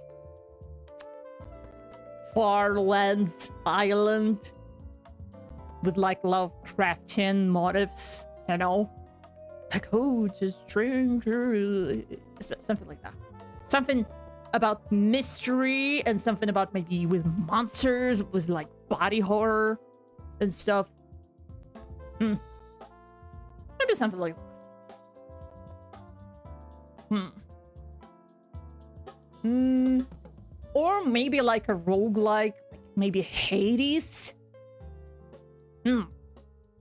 Oh, by By the way, new people here, I don't know if it's still there, but last year I actually got into Hades speedrun leaderboard. Yes, it's a lost page, but you know what? I was there. I was there. I don't know if you can still see it here. Maybe I'm already like at the bottom, but you know, still. I'd make a game where every choice make has an effect on the story. It would be so cool. I mean, yeah, that too. It's really cool genre. Like when, I mean, doesn't RPG have those elements of like making choices affect the story? Ah, that is simple. Besides, you're talking about a time of my life when I wasn't as strong as now. And why the hell are you bringing back such horrific memories? Why does my childhood matter to you, someone who'd never understand it? Understand it clearly? How could you resist the forces that saved Ben from being in your place, right, Padre Cabral? I've heard from someone notably consumed with guilt and remorse that, under the influence of Brass, Cabral's fate was sealed, and so was mine. So, you've heard about it. Haven't heard. Mind you, I've already accepted what was imposed on me. Oh, or maybe like a visual novel. Also with like detective stuff. I'm a simple person. Or like RPG, like D&D stuff, you know? I'm a simple person. Of a simple interest.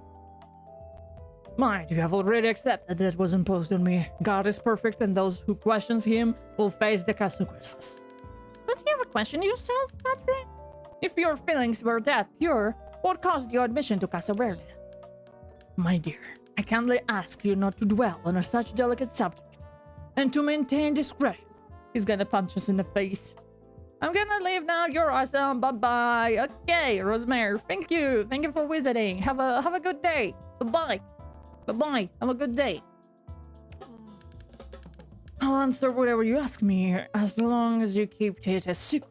My superior can never find out about it. Thank you, Padre Cabral, but my investigation went further. I found out from official sources that you were admitted to that place for a reason. This is what I was told about you. He harbored a deep resentment inside him for not having any choice of his own destiny. Is this true, Padre Cabral? Did you hold grudges? Please, let's change the subject, shall we? You're putting me in a tight spot, son. Whenever in the time of Christ or today, it saddens me greatly to remember how the powerful ones can control the destiny of others. With all of your shrewdness, I still haven't understood where my bad thoughts come from, even after snooping on my whole life story. I understand, Padre Cabral, but I wish to hear it from you. Let's get back to the translation. It all comes down to it. The translation? Yes. That translation was a sham. A lie. I made up the contents just to escape Casa Verde. Okay, give me 5. Give me 5. Let's go. After all, if my rigor got me in there, wouldn't this rigor be justified? Powerful people were a powerful one like Brass Kupas, steal and manipulate the fate of others as if they didn't matter. My hatred for Brass blossomed as soon as I realized this. Only the smart ones win battles. Blessed are the meek, for they shall inherit the earth. Ha! What a joke. So do you confess that you failed with hatred for Brass? Would your imposed life of devotion to God have made you act like the devil himself getting rid of your sentencer? I can't pretend that Brass' death didn't bring me some peace of mind. It's all a part of God's plan, isn't it? People like Brass often interfere with other people's lives and are not aware of the consequences. And speaking of consequences, who am I to question God's wishes? Brass is dead because that is what he wanted. Amen. If you have what it takes to arrest me, detective, do so. I'm accustomed to the imprisonment of both morality and the flesh. Harsh words, Padre, as they seem sincere too. Your confession about your satisfaction with Brass's death leads me to believe you're guilty, therefore. God. Another gem from Broscubas. Well, if it isn't Broscubas. If I didn't know your slouching was due to old age and exhaustion, I might suspect it was a bow of respect. If not to me, then at least the grandeur of the house of God. If it isn't Padre Cabral. Vision for ship at the church entrance. That's what I call desperate. But don't worry. If faith can move mountains, it might just nudge one or two your way. Some souls are so deep in their own mud that they cannot be fished out even for the strongest of nets. Be careful, Mr. Kubath. There's always a seat in hell for infidels. If someone should happen before regret catches up with you. Huh. Yeah, everyone wanted him dead. But I think he died on his own. Well, it looks like we have arrived at the end of this plot. Well, Padre Cabral, the truth is out. I always knew that for a man to believe in God, he must be accustomed to lies. And he is no exception. Your translation was completely forged. Suspected as much, did I, detective? You're living proof. He did what he had to so he could cheat the supposedly wise Dr. Bacamarte. Then he up and walked away without even erasing his tracks. Hearing your words makes it clear to me why you never forgiven me. Who am I to question God's wishes? Brass is dead because it's what he wanted. A man? How could a man gifted with divine mercy, even just a little, seem so acceptable of the death of a brother? At the end of the day, I gave your life meaning, Padre Cabral. You should be thanking me instead of resenting me. But that's the way it is. I can't wait until the grandeur of my actions are plain for everyone to see. Padre Cabral could have done so much more with what I gave him, but instead of embracing his fate, he fought against it. Who knows? It's like he's playing Sims. And he's like, I gave you the profession you needed. Why are you doing push-ups? You need to go and check your mail. God fucking damn it. Who knows the heights he could have reached if he accepted what came from above. The cleric. Get all the statements from the plot, the cleric. It seems we made considerable progress today, my boy. Good work. We better quit. Well, yeah, bye. Another day for nothing. Another day not giving dog a sandwich. This is a shame. Better.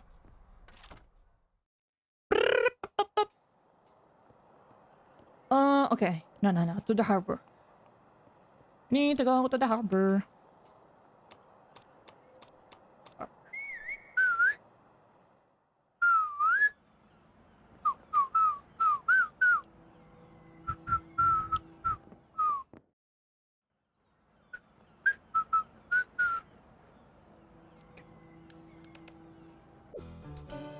Badge, okay.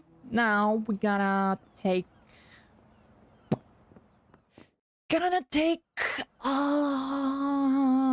sandwich.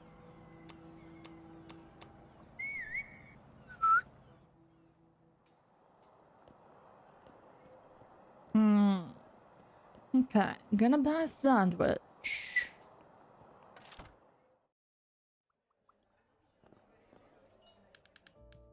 Oh, it's been 2 hours. Oh, Claire.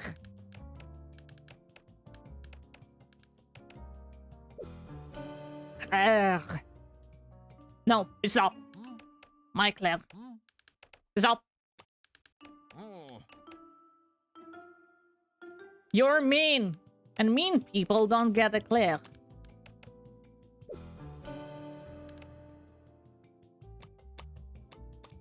Extra bold coffee. Sandwich.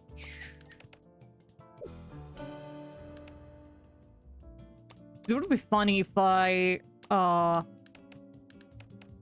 if my salary from like brass would be gone because of me buying stuff.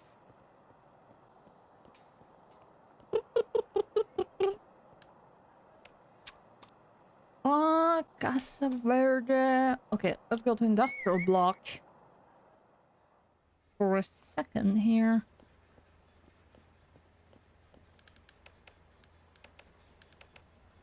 Drafts. See here? Yeah.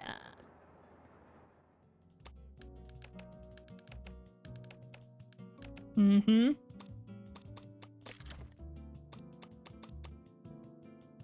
Okay.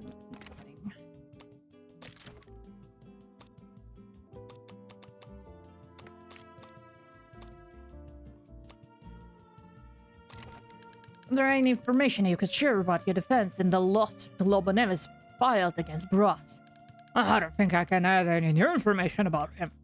Having a client like Bros Kuvas all those years was never an easy task. You sound relieved at the fact that you don't need to work for him anymore. Touche, your sarcasm resembles his own, and as far as I know, the two have never met. Well, even though he could be a real pain, he was the closest thing to a friend I ever had. Really, Mr. Santiago? What is a bloody friend for, other than betray your trust when you least expect it? No more talking about those feelings, especially to you. What do you know about that music record by a mysterious singer, Mr. Santiago? Is there anything you'd like to share? Detective, is this related to the case whatsoever? What, of all people in the troubled city, you're asking me about this record? Any special reason, or just torturing me with meaningless questions? I'm just asking you an innocent question. Nothing nor anyone is truly innocent in this history of our world, Detective. There's deceit and malice even underneath the purest things.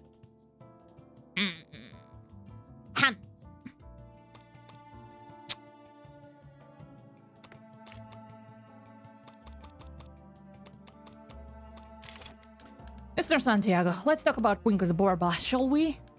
I have no doubt that you can tell me one thing or two about the guy. What can be said about him? Those in my profession are accused of becoming rich at the expense of others, but didn't he do the same? I've been told one thing, Detective. What, Ben? Oblivion is a blessing for many people. As far as Quinkers is concerned, his fading into oblivion is the greatest legacy. Wow. Lobo Neves, Mr. Santiago, a big shot, well known by many. Would you care to tell me some more about Lobo? Lobo has successfully gained more and more power. Perhaps the only asset that is still worth anything in the Descendant City. Even with such an undeniable power. Yes? Even with Lobo's undeniable power, Bros insisted on squaring up to him. Some people just don't realize that greed always wins.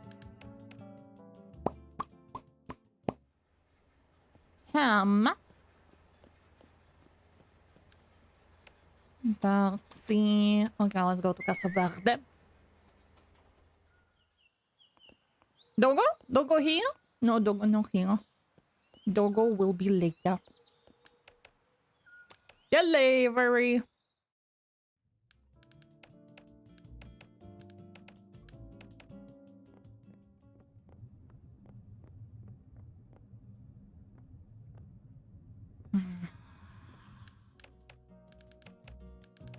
Okay. Contact anyone. Show me a sandwich. Cheese bread. Eclair.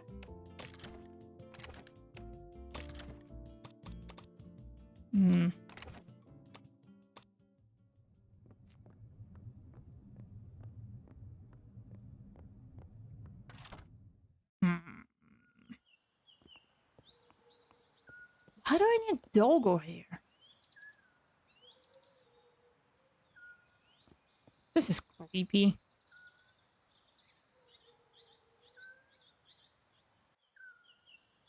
Dogo? Dogo?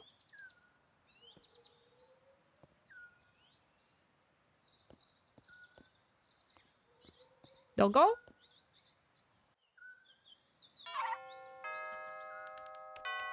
Yes, Quinkus. Show item. Sandwich! Here, boy! Let's go. Let's go to Casa Verde! Oh, yeah. No?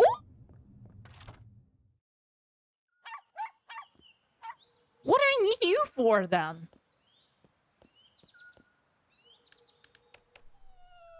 What do I need you for? Like, why are you here, then? Here, they're gonna distract in this place and talk about many poor things. He's look and emotion.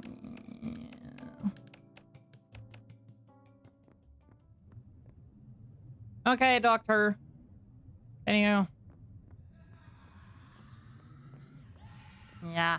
Here you go. I still need to get into those, like, Sophia back room. Like, dressing room.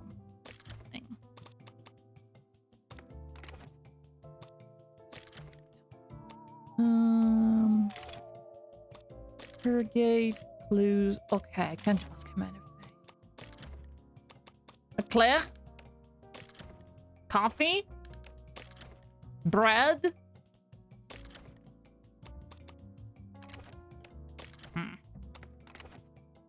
No one wants my trinkets. Ow, ow, ow. Right. Harbor. Oh.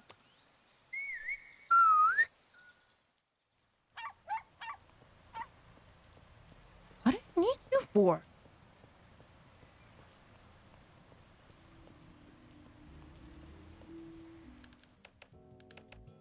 Side.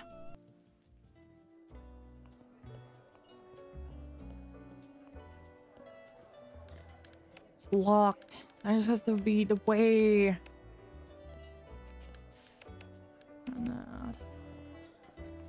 Okay. Sleepy time. Sleepy time. You! The fool that stole my eclair! A type of thing that makes me very, very angry. Wait, Don't come at me with excuses. You should be thankful I'm not asking them to kick you out. Now get out of my sight. I stole his eclair. Cause fuck you, that's why.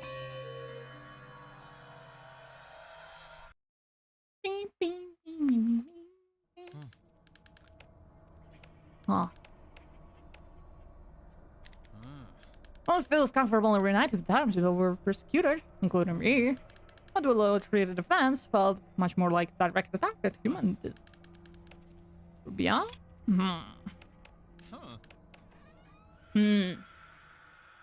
Talk to Rubial, maybe.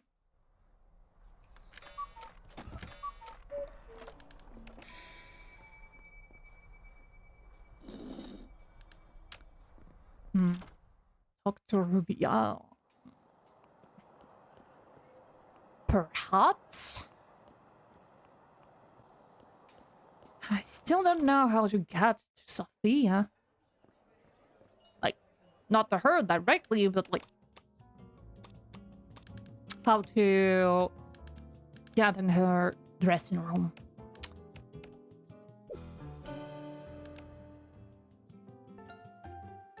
No.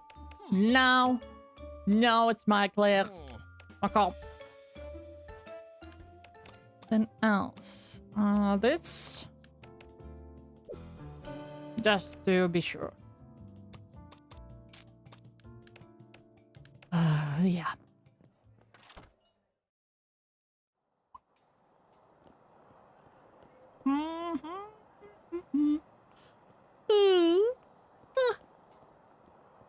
Can I ask you anything else?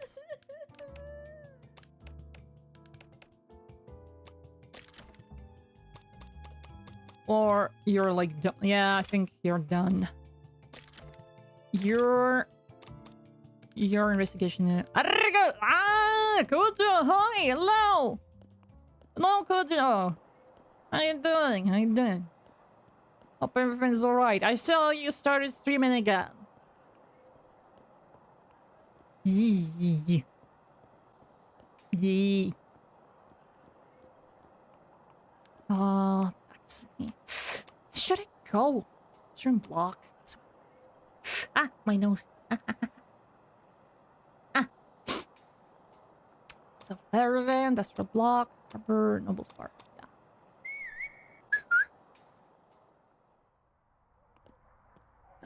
Yeah. Nothing I don't. Private detective, yeah. Hello.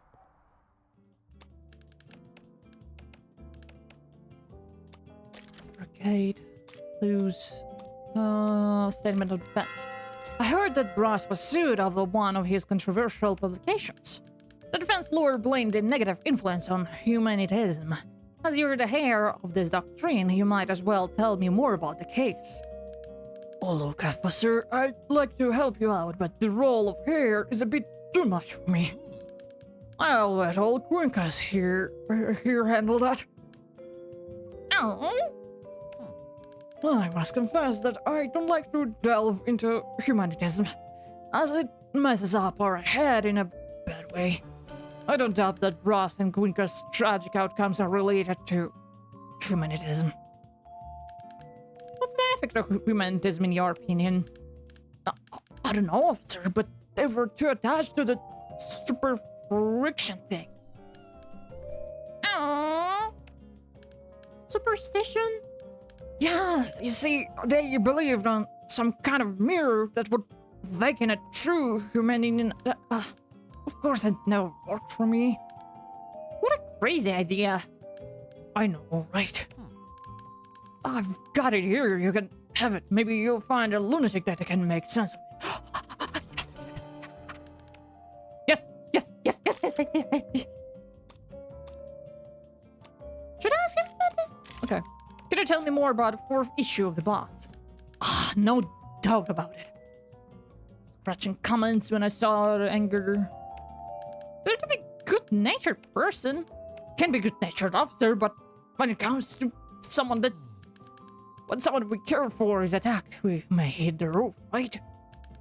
The reason is that Mr. Kubas implied he was talking about Sophie in that derogatory issue of the bus. Oh, I see. Was it the reason why the newspaper closed down? Yes, I couldn't let Mr. Kubas carry on attacking everyone left and right like that.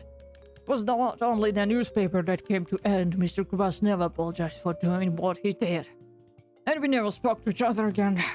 At least not as far as I remember. Anyway, I wish things had ended that way. But... why somebody had to do something? Someone needed to do something. No one offended Sophia and walked out unscattered.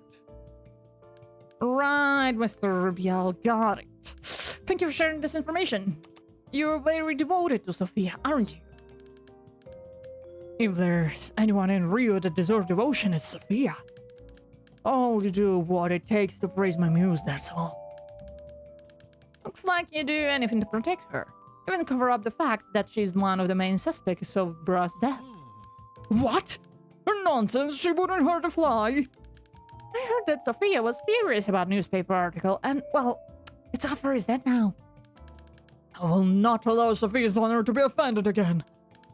So, what will you do? Prove that you're not really as righteous as you claim? Here, this is the key. This is the key to Sophia's dressing room. Oh, what? I'm afraid to ask how he got hold of this key. Go in when she's not there and see with your eyes that my muse has nothing to hide from your investigations. What the fuck? What?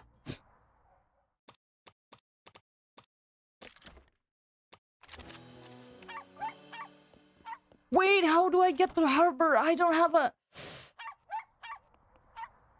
Not the harbor. How do I get to Casa Verde? I don't... I don't have a... Oh, I can!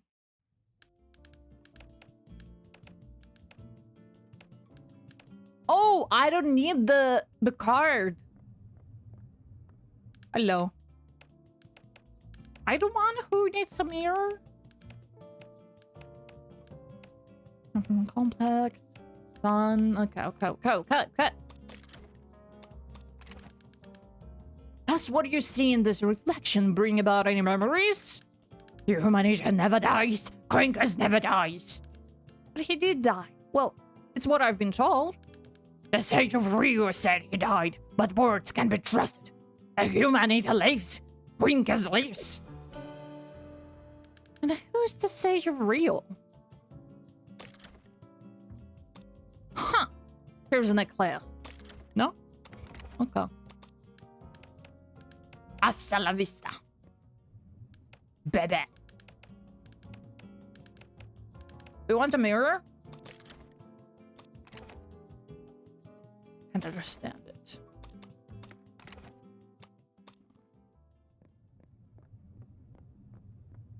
Ow. That's right. Ow, indeed. Apparently the one responsible for complicating the Quinca's border has died was someone called Sage of Rio. A patient at Casa Verde, though, raised suspicion about his information. Who could know the Sage of Rio, the one responsible for announcing Quinca's border's death?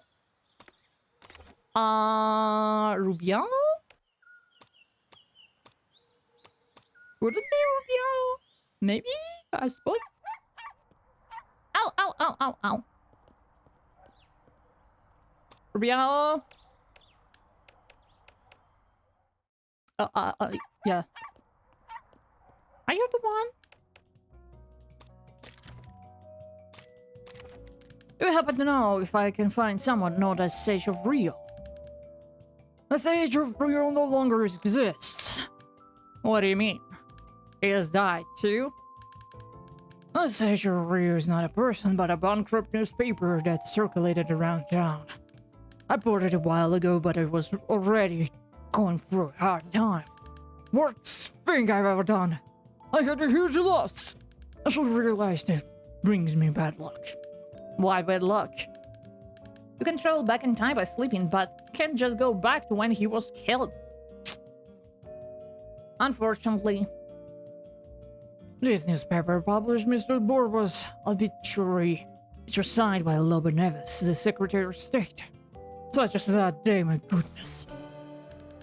It is with great sadness that I bring you the news of the death of the member of our city, Mr. Quincas Borba. The philosopher threw himself from the pier into the ocean and apparently did not know how to swim and was carried away by the strong currents. His body has not been found and perhaps never will be. It is a sad loss to our community, but the movement, we need to keep our heads up and move on. Why did Lobo Neves sign Quincas Borba's obituary? Huh? That's strange. Okay, let's go, Popo. Let's go. Got stuff to investigate. Yeah.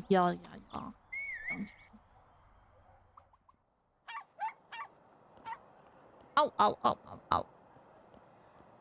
Okay. Now we wait for Sophia, right?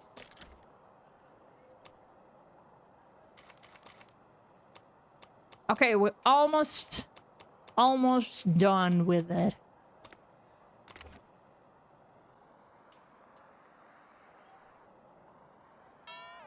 Brum, brum.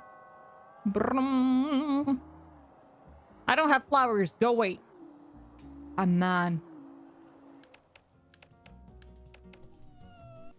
Oh. Okay, now I need to wait. Come on, come out. It's open. Now Sophia can stop me from searching her dressing room. Oh my, flowers, chocolates, strawberries, passion letters. Such devotion, huh? I wonder what those fans wouldn't do to defend her.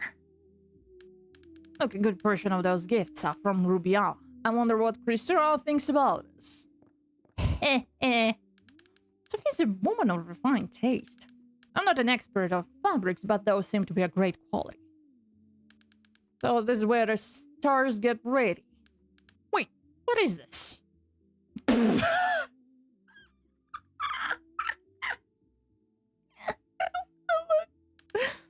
definitely didn't like my client. Wait. Poster the singer. No poster. It's the mysterious diva. I wonder how many people know the identity behind the mask. That's it. That's it. That's it.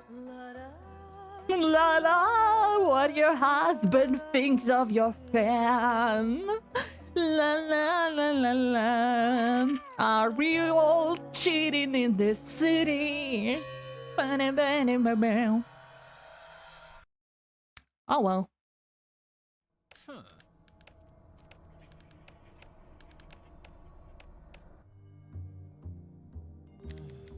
You're not crossing the same threshold.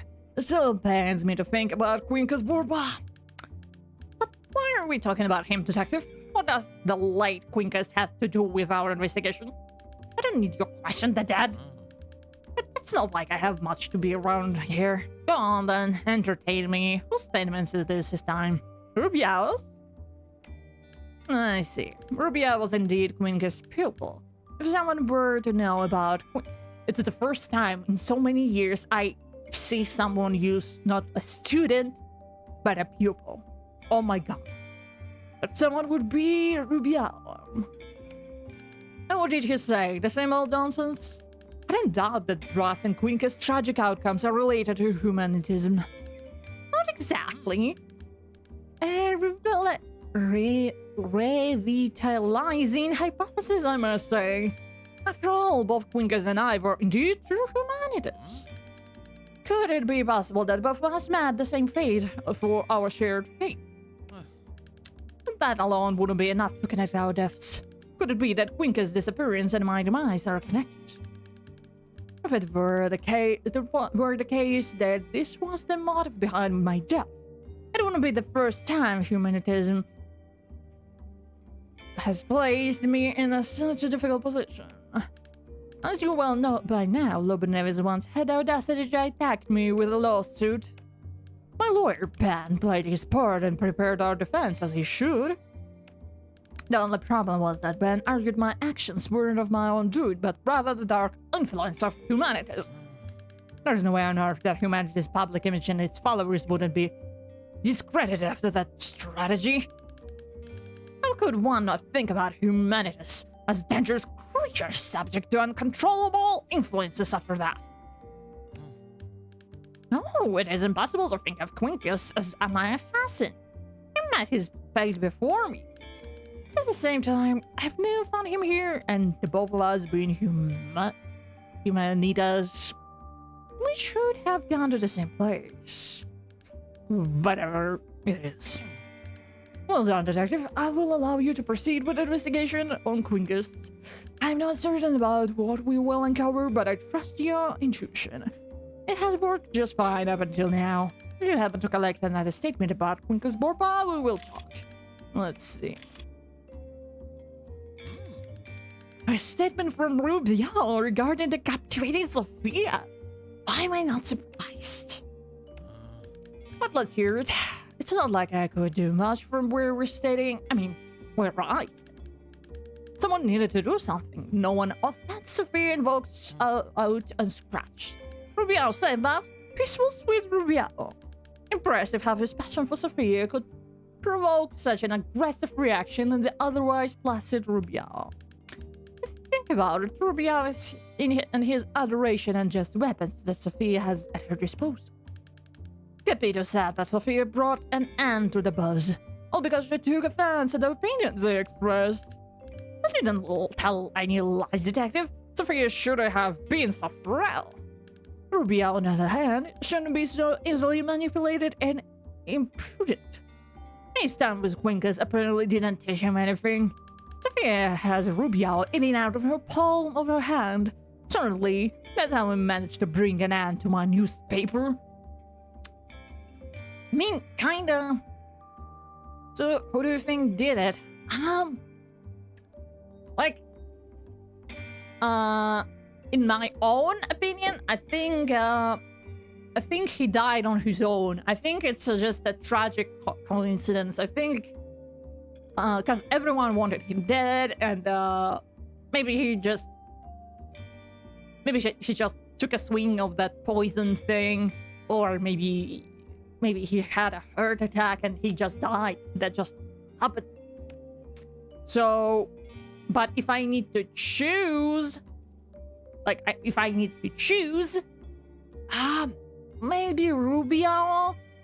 I think he has like the strongest motive, but I think he got drunk and stabbed himself. Probably. Goes down to the newspaper.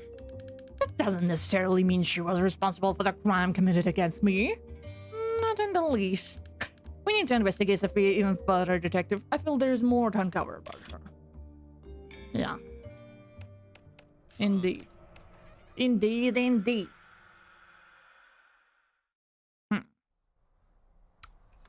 But yeah, I think it's just unfortunate. Well, for someone, a fortunate one, but a coincidence. Just happened. You know? Okay, we need to talk to Sophia, which means... Oh, and the Chris. We need to go. Okay, Noble's Park.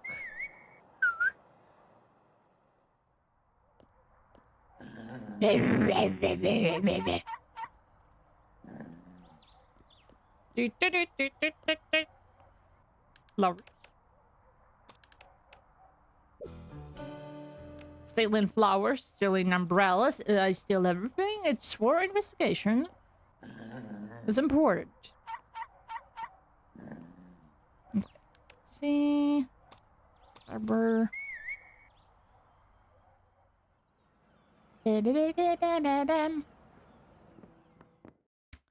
need to talk to Chris.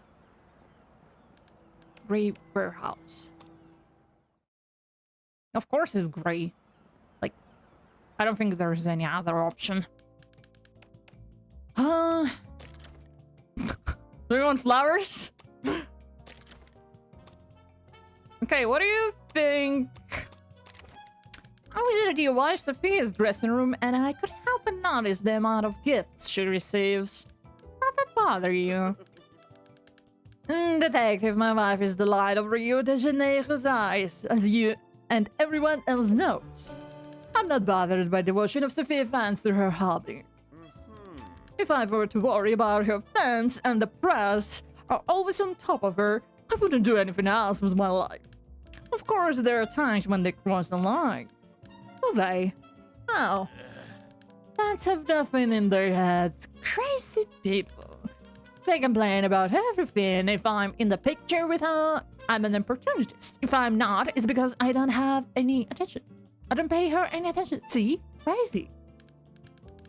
Last night, there was a commotion at the Midnight Club. I don't really know what happened since I had my own business to attend to, but from what I've heard, the fans wanted to end the man. What happened? Look, I didn't quite see what. I was worried about the more important things. Je crois only one. Maybe if I was up in the scene from the stage, you could have seen what really happened. Only one person can tell what happened last night inside the Midnight Club. Likely I arrived right on time to keep the worst from happening in there. Chris, I would like to... Mr. Chris Straw, Detective. Sure, Mr. Chris Straw. I would like to ask you about issue number 4 of The Buzz. That newspaper Bluesky has created. I'm sure you know which one I'm referring to. Detective, are you really provoking an alpha such a provocation?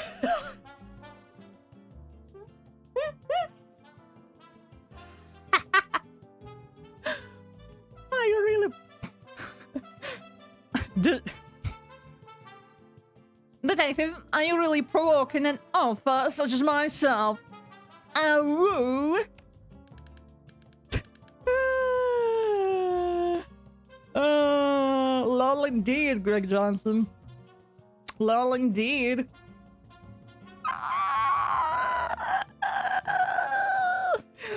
Alpha. Alpha. This one who's crying outside of the private club doors. Being like, but I'm the member. This one? Regardless of your intention, I can tell you that whatever the content, it's all BS in a fairly little newspaper. If I was the one managing this crap, it would definitely be a success. With all due respect, the issue is supposedly about your wife, Sophia Strong. Now, that was very bandit, detective. Supposedly, it was about Sophia. And since nothing has been proven, I don't have to lower myself to gossip. I have business to attend to. Including with Broscobas himself, isn't it? Obviously, if Broscobas was capable of coming up with an idea that interested me, there'd be no reason to say no. Sophia not being happy about it isn't a good reason to let une bonne opportunité pass by. Fuck you. Mr. Cristro, do you have anything to say about the stage at the Midnight Club? You must be kidding me if there's a single perform, you imbecile. It's where the singers perform, you imbecile. What else is there to know? Would you say that anyone performing from the stage has a full view of the clown? I think so. I'm not a stage person, detective. People go on stage to satisfy me. Pour mon plaisir. And not the other way around, that's how it is. I'm sorry, French people. I'm so sorry. I don't know how to read French. I don't know how to read French. For all I know, it could be not pour mon plaisir. It could be like penser. Like. No. Please. I'm so sorry. I never studied French. Okay. Into Dr. Sophia, that's for sure. Wait. No, wait. Oh, I got flowers. Okay. What was this thing? It bothers me.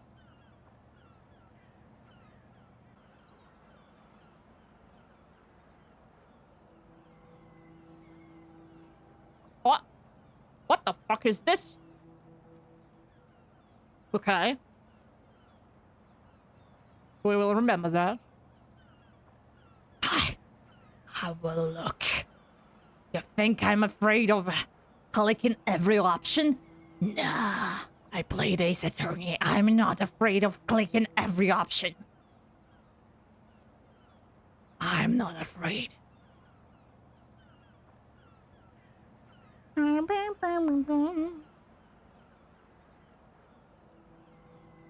Huh.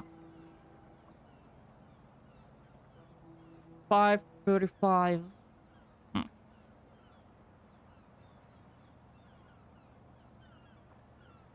I don't think the time goes there. Might as well. Wonder if something changes at night here. Oh, seagull.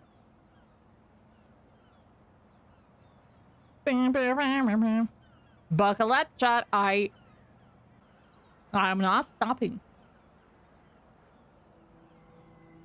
I'm not stopping.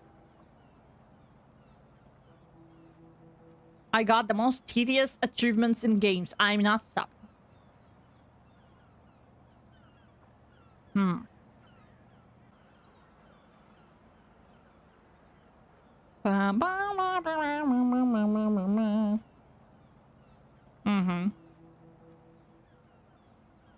And the same for here. 100. Nothing. Maybe we will see a body floating or something. Especially like at night, no? Because why would they leave this thing here? Oh, maybe I will get an achievement for this, huh? Oh! See 2 unusual scenes with binoculars. Wait, I missed! I got an achievement, but I missed whatever there was.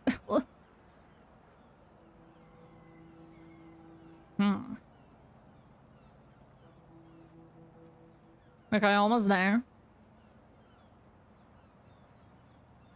I mean, what was the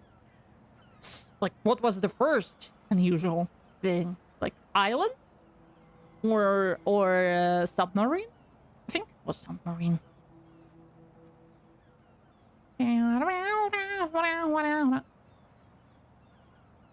Huh. Okay. We're almost there. Chat. We're doing a chat. Mm-hmm. Mm-hmm. Mm-hmm.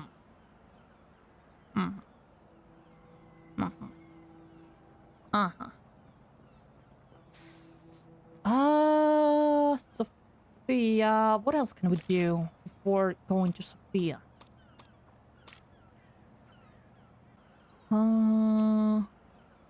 Stage. Why would Lobo never sign Queen Kazora? Because he was a bitch. What else? What else is new, you know? Never dies. Damn. Don't think we can do anything right now. Yeah, we can't talk to the Secretary of State.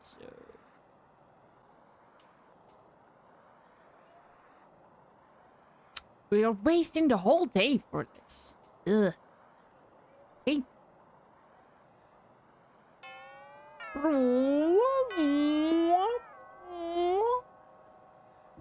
Oh, it's okay. I can breathe.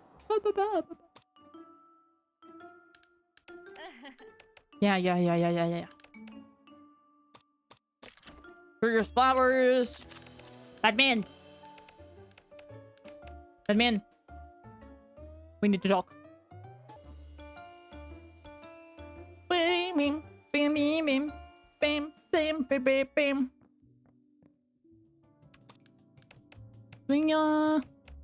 Like, you need to keep in mind that every time they see me for the first time.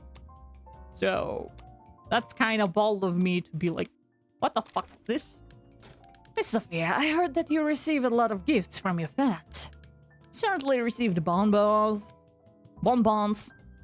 candy. Wait, isn't bonbons? Bonbons is candy, no?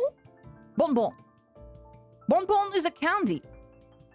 Chocolate boxes, isn't that right? Oh, mon cher, I'm used to receiving gifts from my fans, if I can call them that. Especially the kind of always endearing Rubiao. His name is Rubiao, right? I really think he may be capable of anything for me.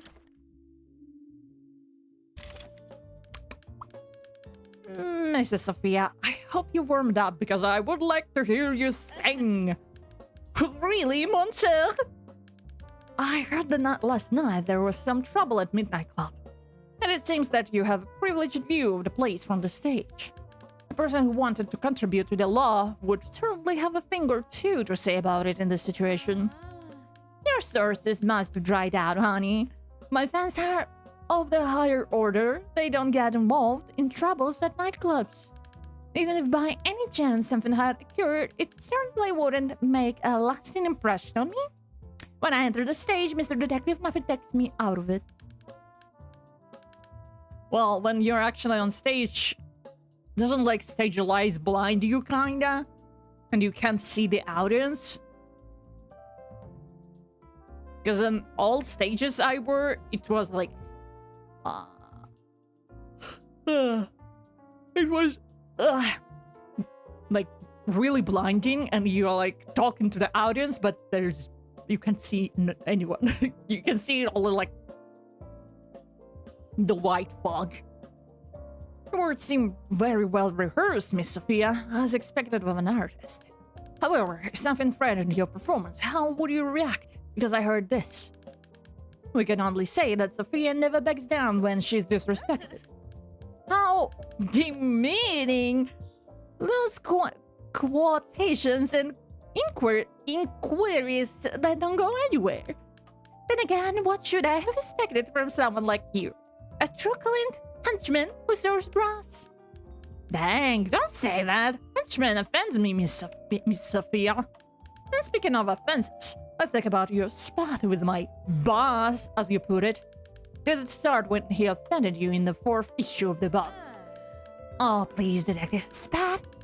What an old and wrong description. What I had with brass doesn't even deserve a footnote, much less a newspaper issue. Some people in this town trying to impose what art is for them. They think their money makes their opinion more valuable than the others. People like Boss, in my opinion, are heading towards extinction.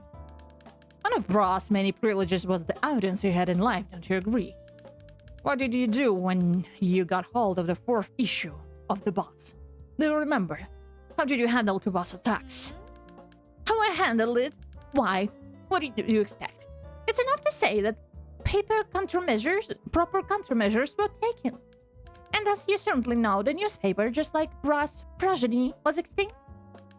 Proper countermeasures? I assume you were talking about Rubiao, right? After all, his devotion to you is what ended the buzz, isn't it? It was he himself who said. Someone needed to do something. No one offends Sophia and walks out on the scaffold. Mon cher, this dance with no music is boring me. What do you say we end this here? I'll even give you an autograph photo. What do you say, honey? But, Miss Sophia, we're just starting. Maybe your fans are swayed by your hand waves and crumbs of attention, but I'm different. I'm not like other detectives. Besides, isn't it usually you who receive gift treats from your dedicated audience? Yes, of course, mon cher. My fans are very passionate, and also... it's not uncommon for them to take my sorrow as their own. You wouldn't want to have one of them as an enemy, oh no. An autograph photo? A will? But, no. Resist her charm. You don't need... Greg Johnson, get behind me. No, I will shield you. No, you will not get under her influence. Don't worry about me, Sophia Straw. I know how well supported your audience makes you feel. But we can't say the same about your spouse, right? After all, your husband stated this. I'm not bothered by the devotion of Sophia fans to her hobby. That's sad, isn't it? I'm sorry, mon cher. I'm not used to crying out on the stage. I would be lying if I said I'm not disappointed in Chris for how he ignores my art. But what surprises me the most is how he joined in with Brass. Especially opposed me. And for what? Greed. What don't men do for money? Okay, maybe next investigation then. Yeah, maybe another loop. Miss Sophia, I didn't mean to make you cry. Do you accept a handkerchief? Keep your handkerchief to yourself, Detective. I'm not shedding a single tear for all of you again. You won't extinguish the light of my star. But I'll tell you something that may help you, Detective. Chris did something useful at least once, but arranging to get Brass kicked out of the club last night. Kicked out? For what reason? From the stage, I could see that Brass was causing problems at the bar, certainly outraged with my performance.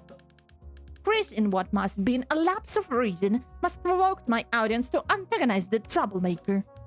Antagonized? What would your fans do capable of, Miss Sophia? What if always have the courage to murder Brass Kubas, the man who muffled the music in your life? If so, you may be very well be linked to the crime. What my fans did or didn't do, Detective, is none of my business. Well, it kinda is. If you're capable of proving one of them committed this act, I'm gladly take the blame. Good luck with that, mon cher. I have fame. When was the last time you seen a famous person suffering the consequences of their actions being then proven or not? Ah, that's where you're wrong. You're also a woman, so... yeah. You forgot one thing. You forgot one thing. However, I confirm that my fans clearly knew of my distasteful bras. What can I do if someone did what was necessary to silence Posthumous once and for all? The way you railed your fans into feeling the same spite you felt towards Posthumous resulted in his death. You may consider yourself a queen in this town, Sophia Straw. But your crown shall fall as soon as everyone finds out about your involvement with the crime, that's why. Boy, can't you see that my cup is empty? One more. And now we present Sophia Straw. I can't believe it. 50 minutes of fame aren't over yet, are they? Good evening, bonsoir, messeries. It's always an honor for me to perform here in this warm club. God.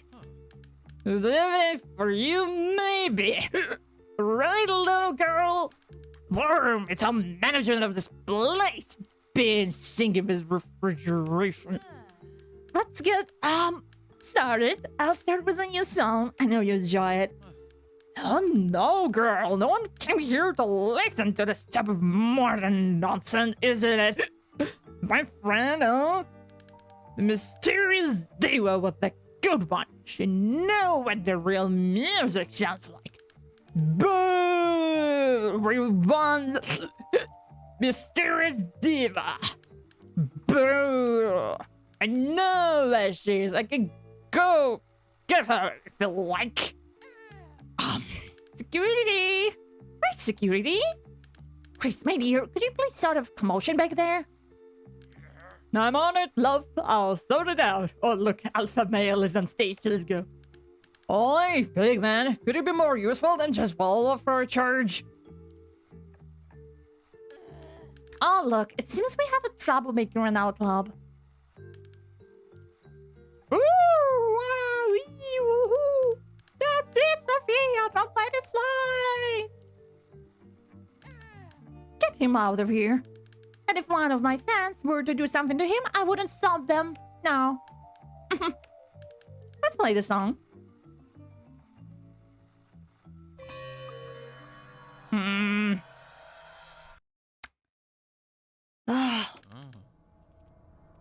Yeah, weird one's the plot. Yes, it makes sense, Detective. If we are investigating Sophia Straw, sooner or later our line of questioning would arrive at Chris Straw. We grasped the straws. He commented on the gifts given by Sophia by her fans.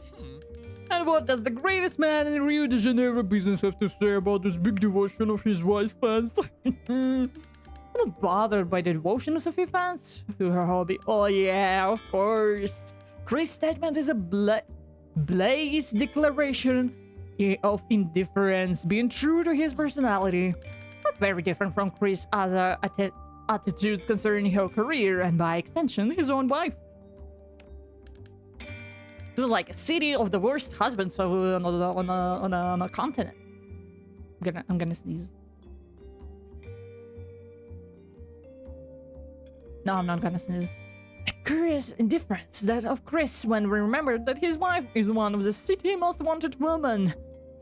For whatever reason, it does get me thinking. The living aren't very good in valuing their wins and conquests. Isn't that so, Detective? I still remember Sophia up there on the Midnight Club stage, dazzling at the star she is. But regardless, Chris' comment aside from his lack of interest in his wife, I still think this is valuable to our case.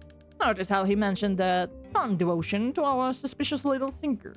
Devotion, a rather powerful feeling, is it not? This very feeling that we had previously attributed to Rubial, Sophia's husband claims that it also controls her followers. It might be difficult to imagine sweet Rubial or even delicate Sophia committing a gruesome crime like the one committed against me. Gruesome crime? You were just lying on the road. What the hell? In an alley?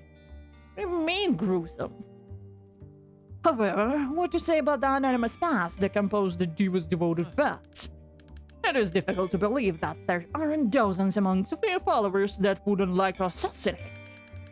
When we put together this fact and Sophia's powerful influence over them, and the hate she apparently has for me, it all adds up. I feel we're close, detective, very close to an ending for this plot. Continue investigation on Sophia. Make her sing, detective. Not all the harmony in the world will impede her from telling us the truth. And what else? Finally, the opera comes to an end. What did our Diva Sophia tell us, detective? What can I do if someone did what was necessary to silence Brascobas once and for all?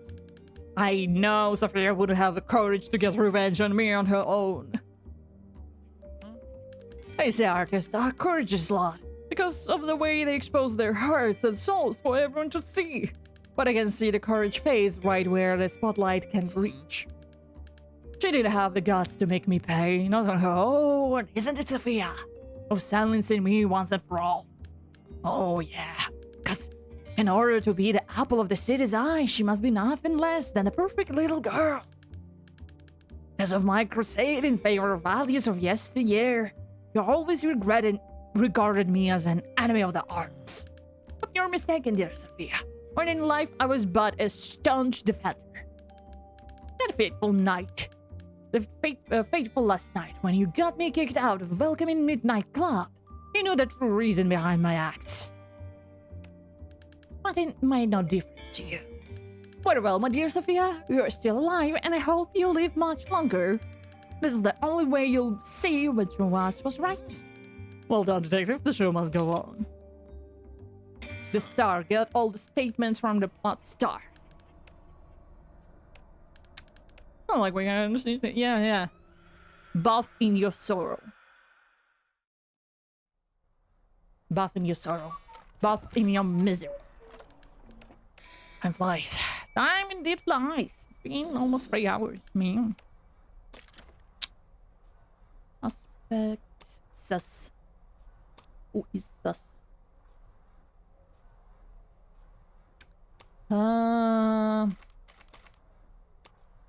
Let's park. For the whole day, he was getting absolutely demolished. My fucking god.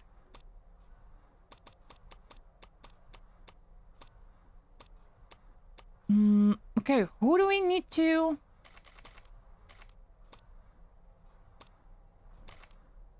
Who haven't we seen? Sophia finished Crystal? Did we finish the Crystal? I'm not sure. Because Borba, Padre we finished. Katrim.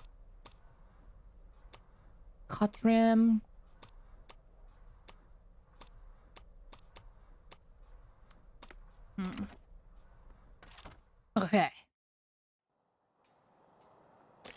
Again, what do we need to ask? Why would Lobanev... Okay. I need to talk to Lobanev. I need to give him my clear. Fine. You stupid motherfucker. Only this time. Okay.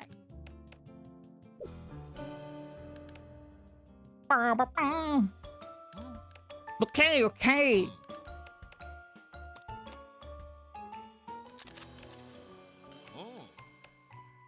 Yeah. Straight to the point. Interrogate clues.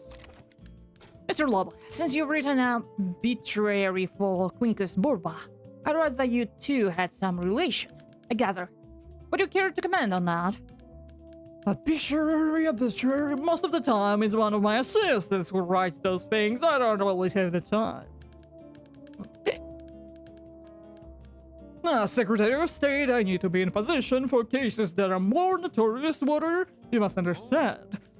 But yes, I do remember the obituary for Quincus. This document yielded me great approval from traditional families. What do you want to know? I'd like to know about Quincus' death. Look, Water, I don't know about the details. As a man who serves the people, sometimes I must act and not think twice. What I was told is that Quincus jumped off the pier. This seems to be the only source related to this information. Could it be that your influence helped corroborate this version of the story? My valuable Water. It is possible. What can I do if people choose to believe me? A vote for Lobo Neves is a vote for truth. In fact, I recommend you choose the same. Who doesn't want to stand on the side of the truth? Oh, fuck. I'd like to know more about the note. Dear Water, the note of the obituary is a mere formality. If it was up to me, I wouldn't even do it. I have no time for such things. And since honesty is my policy, I'll be honest with you. I wrote it as a favor to the fraternity. The fraternity? Yes, Water. The fraternity is a select group of powerful men interested in Rio de Janeiro and where it is going. Naturally, I'm part of this association. A vote for Lobo Neves is a vote for being sure of things changing for better. One hand washes another, the rest stays dirty. But who among those powerful men from the fraternity could have asked for it? If it is important to you, dear Water, it was Ben Santiago who asked me for it. Brass lawyer. Brass was well shielded. Legal, at least. Ben is a very competent man. One day I'll get him to join my team. Ben's coldness while solving the problems created by Brass was terrifyingly admirable. Uh-oh. Uh-oh. It's quite slimy. He is. Ew. I'd like to know more about Dr. Bacamarte, and something tells me you can tell me about him. Lobo Neves holds men of science in the highest regard. Science is the future, after all. Dr. Bacamarte is a serious man, honest, competent. If only there were more like him. Oh, no, thank you. You know him well. I know him better.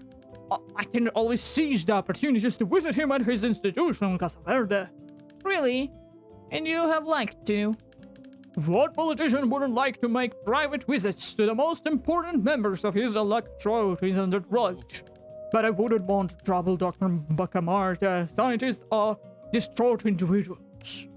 Sometimes they make mistakes their visit for the patients. What? If you allow me, Mr. Lobo, I'd like you to tell me what you know about Ben, the lawyer. Ben de Santiago, sure, why not?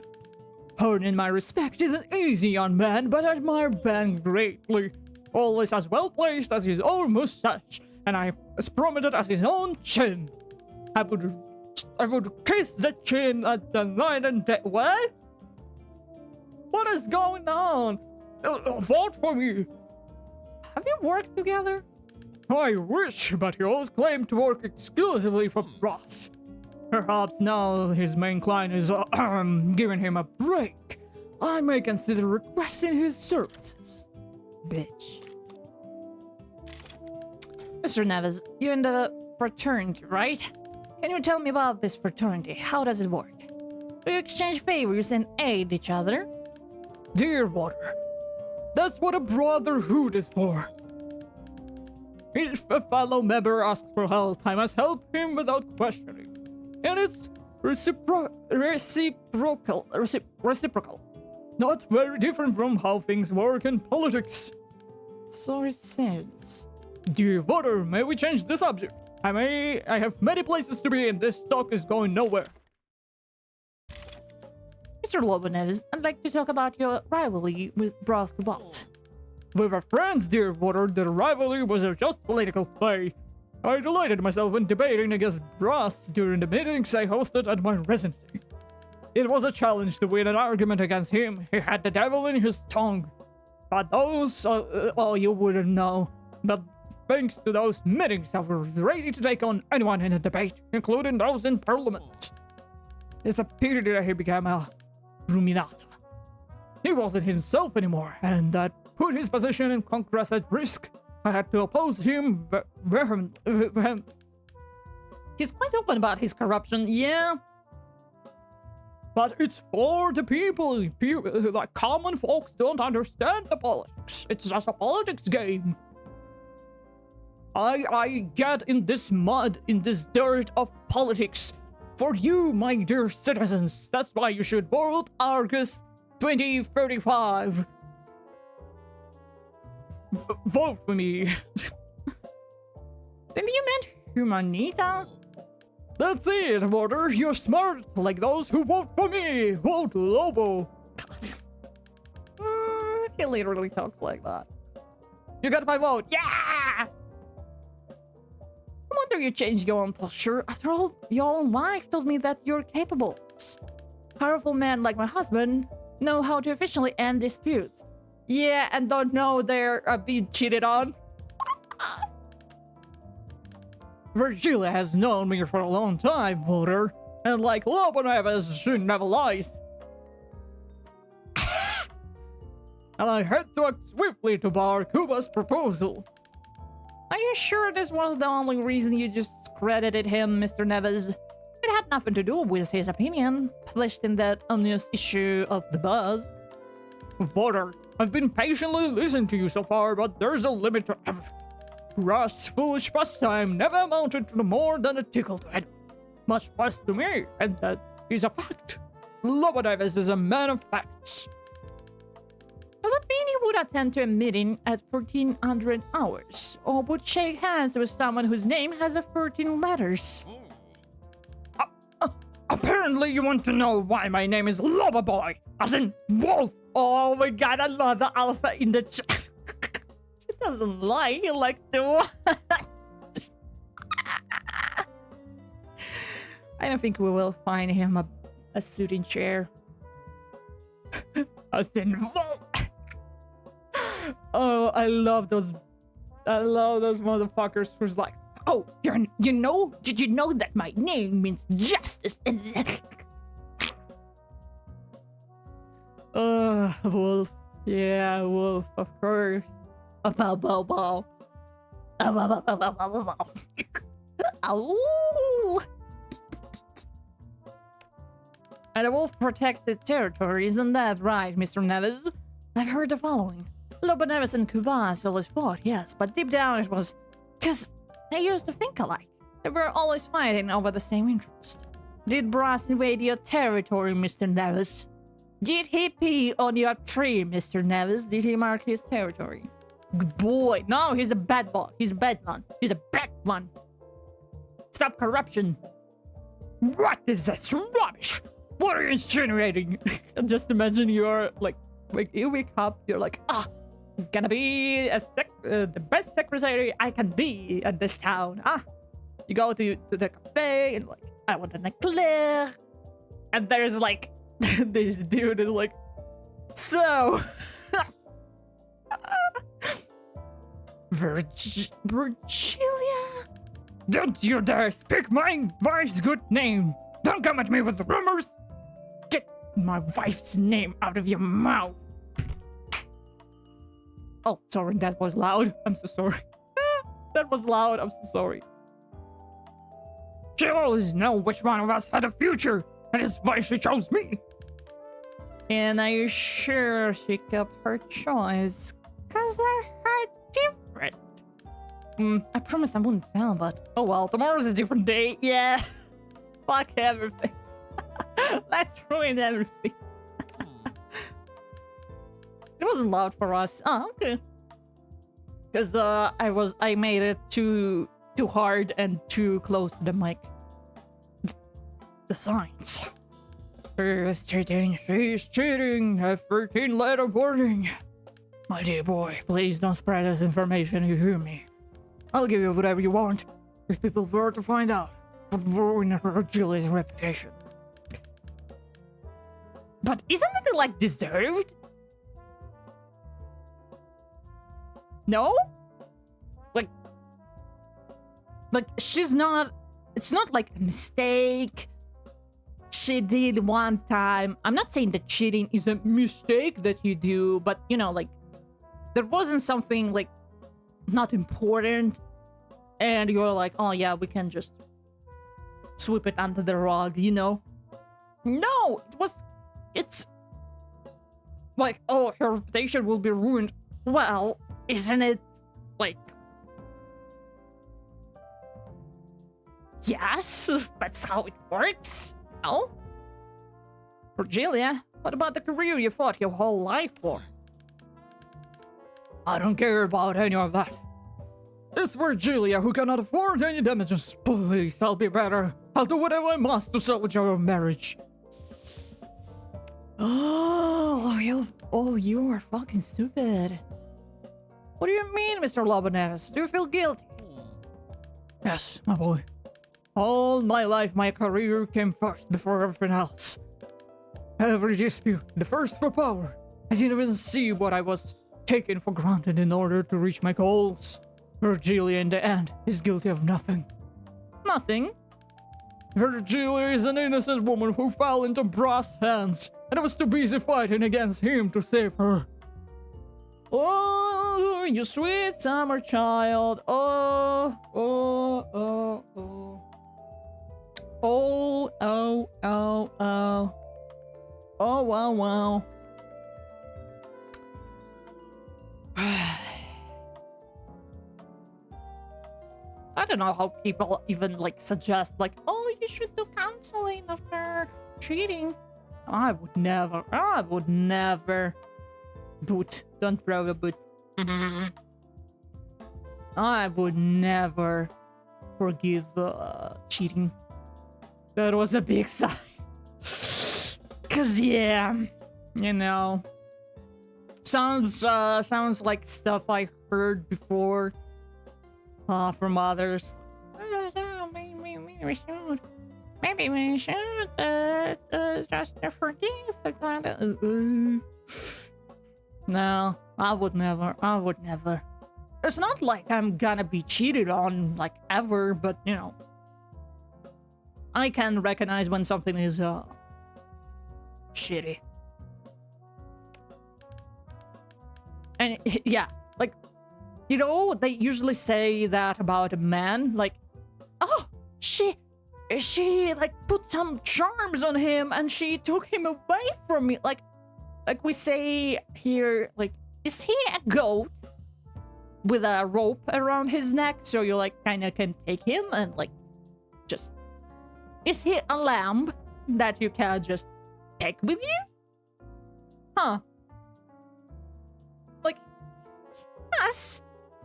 Like, she's just innocent woman. Like, she's a little... Like, she's a dog that was on a leash, you know, attached to the, like, light pole or something, and Brass was just walking around and was like, oh, I will take this dog.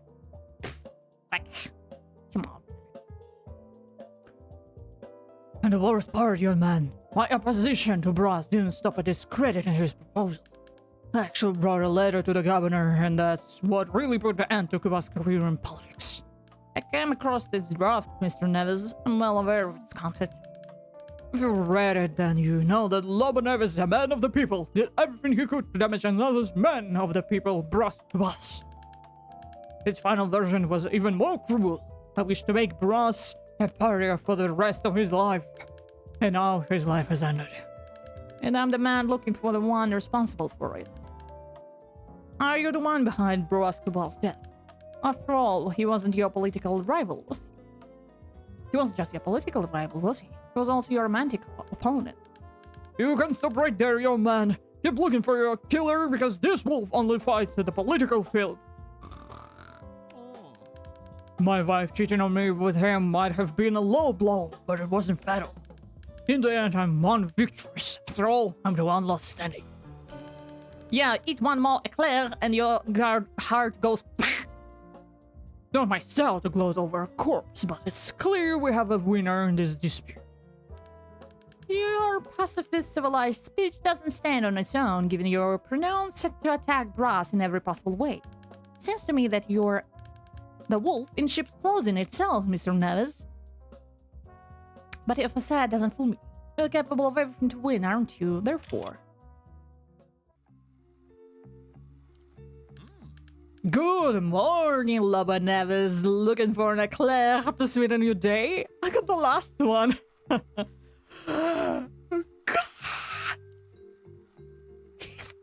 He was doing the same thing I did to him. The newspaper says the strike will happen 13 weeks from now. Is that right? 13? Are you trying to provoke me, Kubas? I'm warning you, I'm not in a great mood with the strike. And other matters that don't concern you. If things look bad for Secretary of State, just imagine how it is for us. Right, people?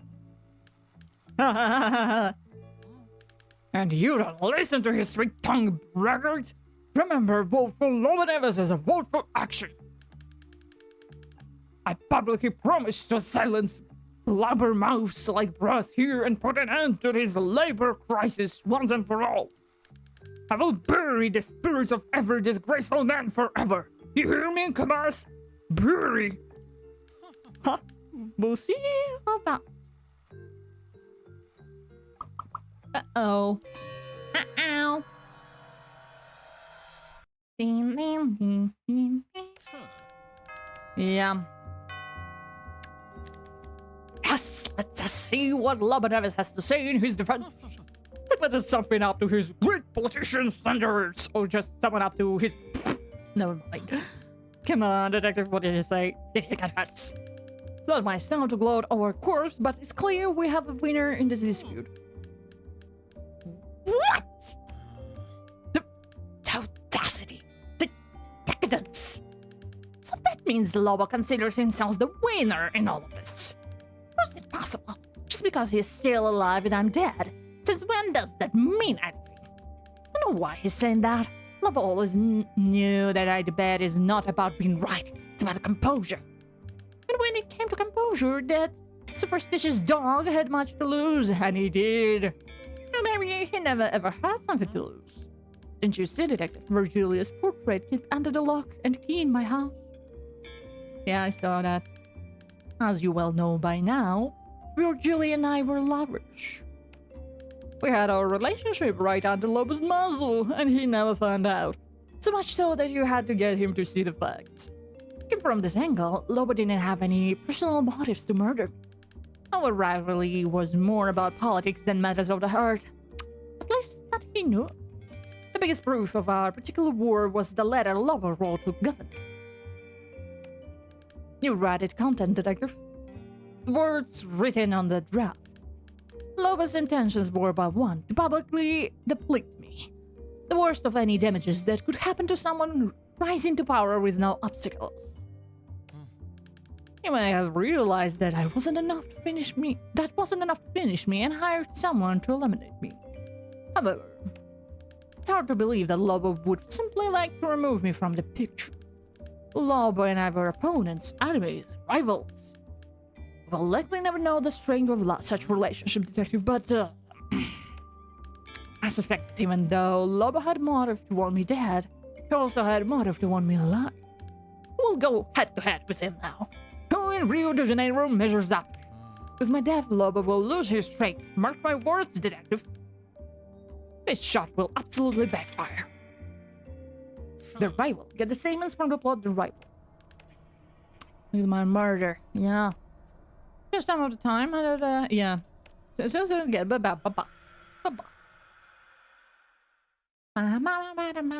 Okay, we can play another hour, you know. We can play another hour. It's alright. But I don't like that. My power bank is dead. Interest. That was a busy day. Like, imagine every hour, he is just like pissing everyone off. 1, 2, 3, 4, 5. 1, 2, 3, 4. Okay, we need 5 more statements. I suppose the one from Chris. From Ben. Dr. Baka.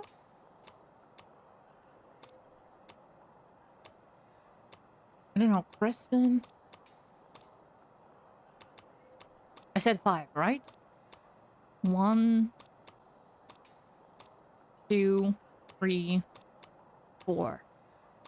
Maybe Quinka's ball. I don't have enough people to do that. Huh.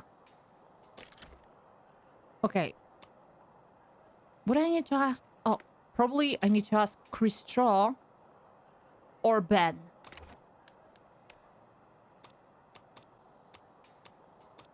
Oh, industrial block. Ah.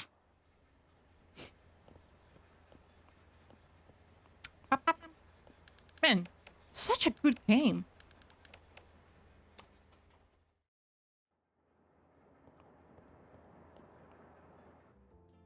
Straight to the point.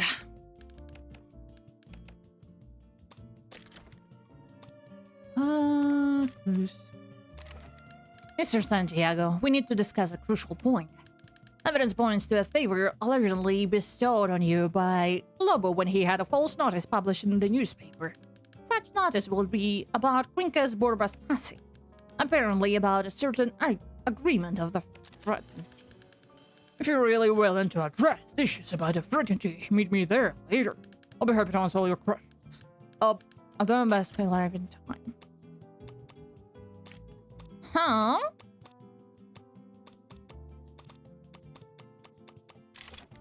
Like to know some more about your wife, Capito, Mr. Santiago. That's your husband. You can help me with that, I suppose. What kind of hell do you expect to get regarding my wife? Are you interested in her? Have you been meeting her, huh? Me? No, I've never talked to her. Yeah, I think if I said the first thing, I think I would get punched in the face. Detective, after working in my trade for so long, I've learned to recognize a liar immediately. Why would I be lying about that? Me? Lying?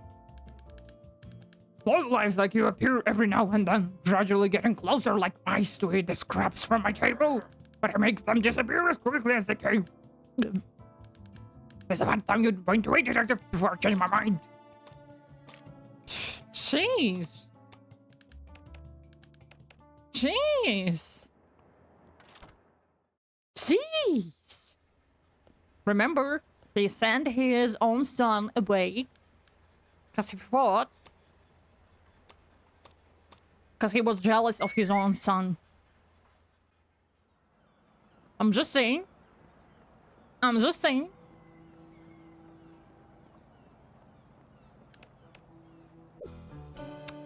Okay.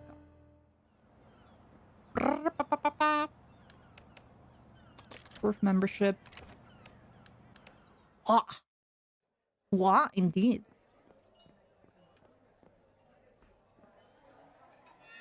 Okay. Ben.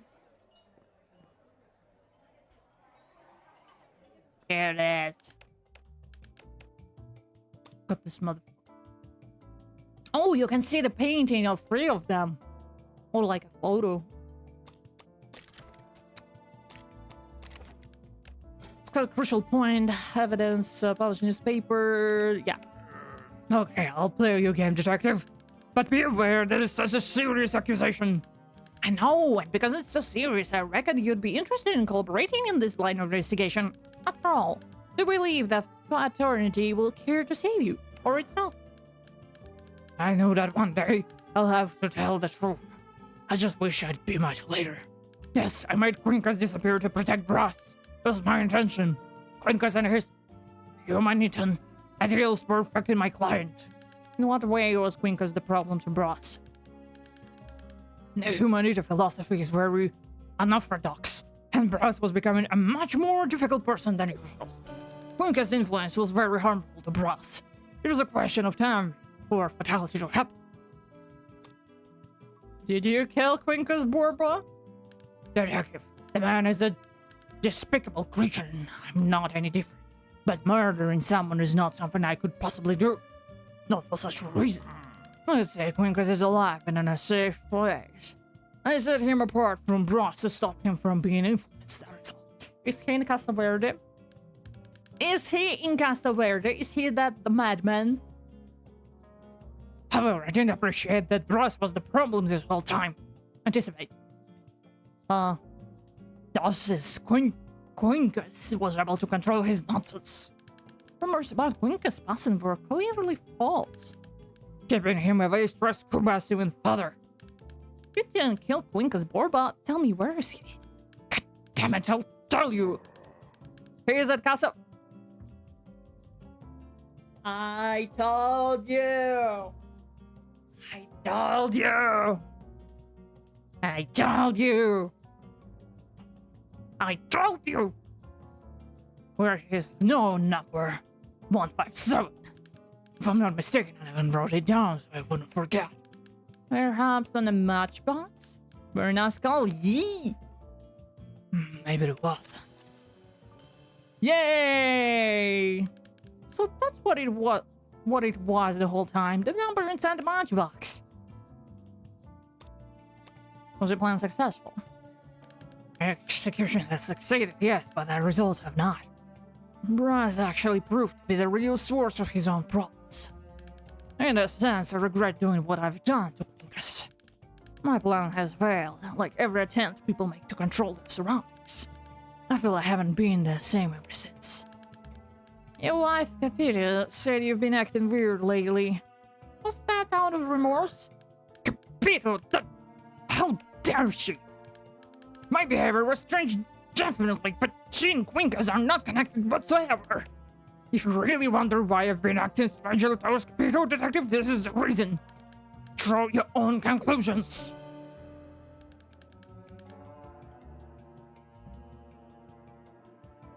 Something that this photograph is disturbing, man, but what is it?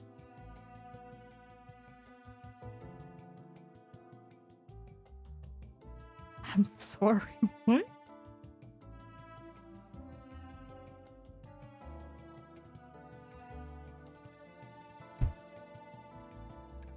We have a whole sandwich of affairs.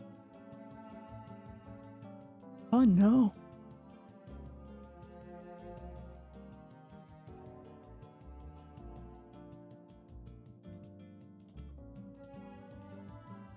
More titty. What the fuck needs Love Island or those shows? Look at this. This is mine. All Love Island.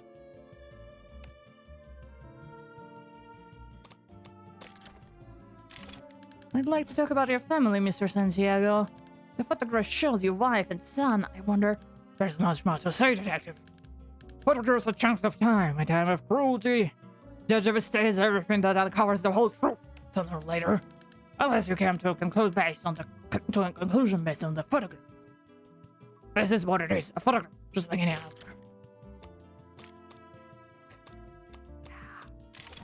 I'd like to broach a subject, one that would have many beneficial results, I should say. You're the subject, then.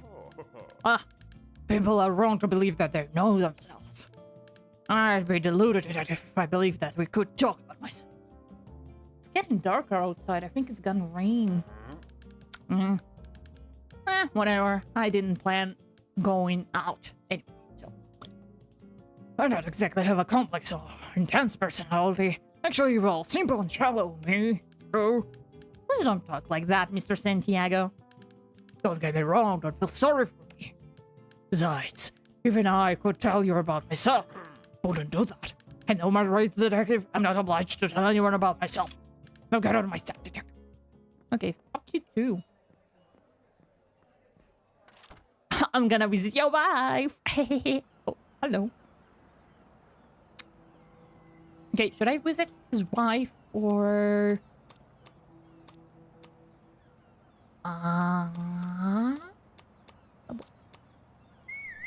Okay, I don't want to go to Casa Verde just...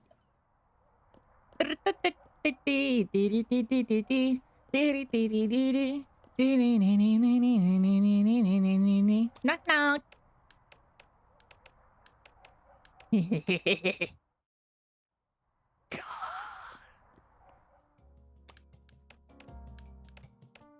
And she thinks he sent his son away because he was jealous of it. But you seem very observant. What do you think of my family? I don't know you all well enough. Don't be serious. You know my husband and know me, and we have many photos of our child as a quell around the house. Considering what you saw, tell me this. Who do you think he takes after?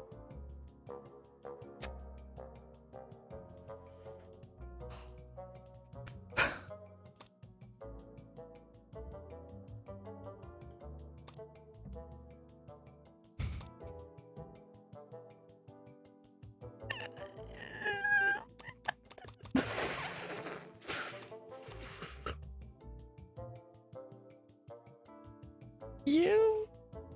When we all know that one of this, in fact, relevant. Anyway, thank you for your opinion. I know you wouldn't put yourself in position unless you were comfortable in my presence. Oh, that... Oh.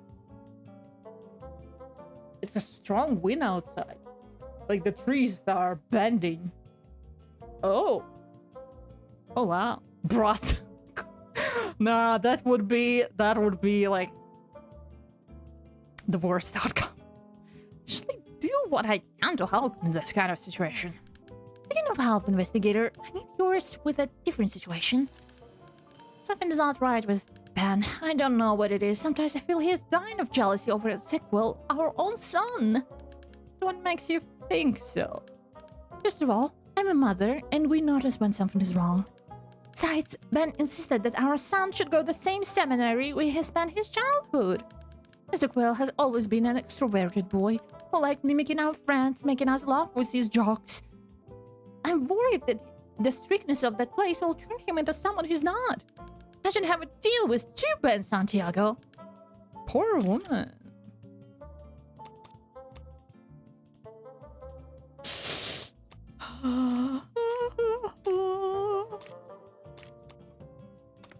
Can I choose Ben? Can I choose Ben just for lols? Ben? No, when a person position unless you cover. Okay, so it didn't matter. Okay, it didn't matter. It didn't matter.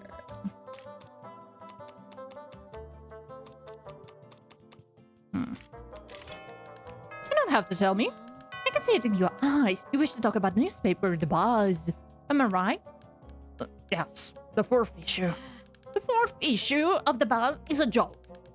As if the nonsense from the third issue weren't enough, Brass had to be a scoundrel and attack Sophia this time. He was cautious and omitted the actual names of the people involved, but obvious he was talking about Sophia.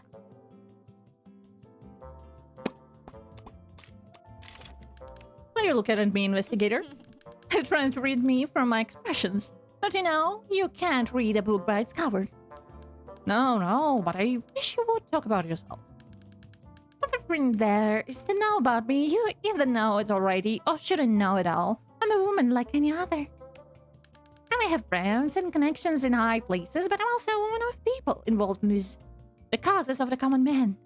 Speaking of which, I know. You'll ask me how can I belong in high society and still be involved with the strike, won't you? There's no contradiction in doing that right thing, investigator. Being part of high society gives me the means to contribute to the emancipation of more people. Makes sense. Besides, knowing the steps of elite allows me to be one step ahead of them. By now, I'm sure you realized I'm very good at it.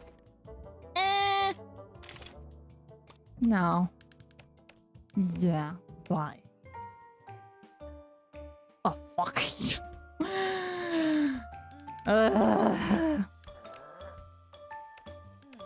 Okay, we already saw this. Paranoia. Yeah.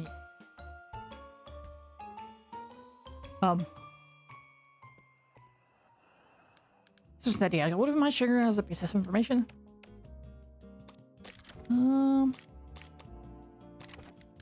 What could you tell me about Padre Cabral, Mr. Santiago? A few things. I've known Cabral since we were children, before he started to follow the laws of God, before I started to follow the laws of man.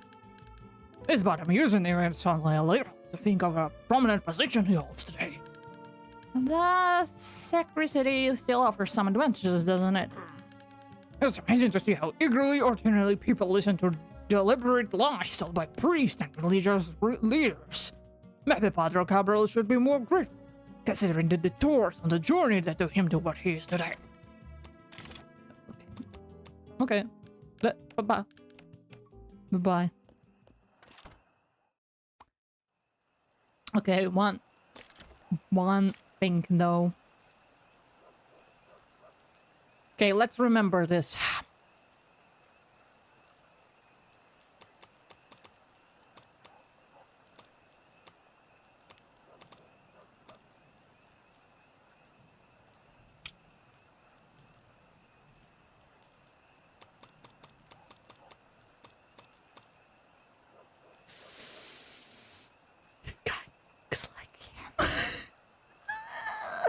Like, he has the same hair. Like, his eyebrows are different, but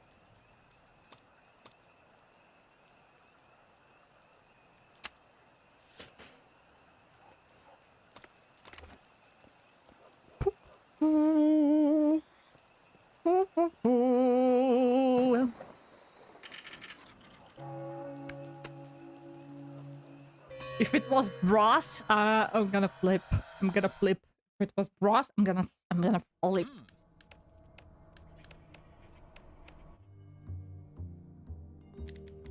More information, Detective. Fresh clues for Ben's life. I can't wait to see who helped you advance this case with this time. Oh, this artful old man. Don't believe a word he says, huh? And what did he say? Something useful? Man's coldness while solving the problems created by brass was terrifying and admirable. Nothing I didn't already know. Counting on Lobo, nothing is the same thing. I have motives to suspect him. Let's review what we know about Lobo's relationship with Ben. I know you're good at starting from the beginning, Detective. Well, this shouldn't be hard. It all started when I rightly wrote the first issue of the Buzz. Those truths about Lobo Nevins. Clearly, the also respectable Secretary of State didn't take kindly to the mere expose of this arbitrary nature. Lobo filed a lawsuit against me, and this is what connects Ben to both of us. Ben was my defense lawyer. However, there was much more dirt under the rock called Rio de Janeiro. From what you discovered, Lobo proved how low he is when he wrote Quinca's obituary. He even confessed to have written the obituary as a favor to the fraternity. So shameless, and admitting the obituary he wrote was completely forged. There is, however, something that surprises me. Of whom this favor was done for, right? Lobo told us he did this favor for Ben. But why? What could Ben be bargaining for with Lobo behind my back? Very strange, don't you think, Detective? First, Capito says her husband seems more preoccupied than usual. Now we're uncovering some mysterious alliances between my right arm and my mortal enemy. Besides, what Lobo envies the most in Ben is his coldness.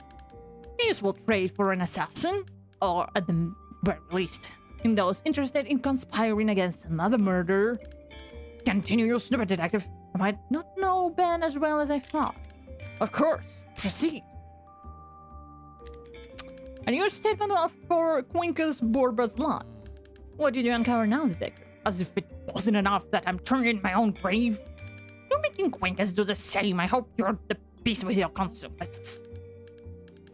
The information comes from Ben this time. Very well. Let us see what the shameless being that used humanism against me has to say about the greatest humanita that ever lived. Quinca's influence was very harmful to Brass. It was a question of time for a fatality to happen. Let us analyze Ben's words. The first sentence is one we already know, the same as we heard in court, but the second one. digs up something of true value. Bear with me, detective, in fact.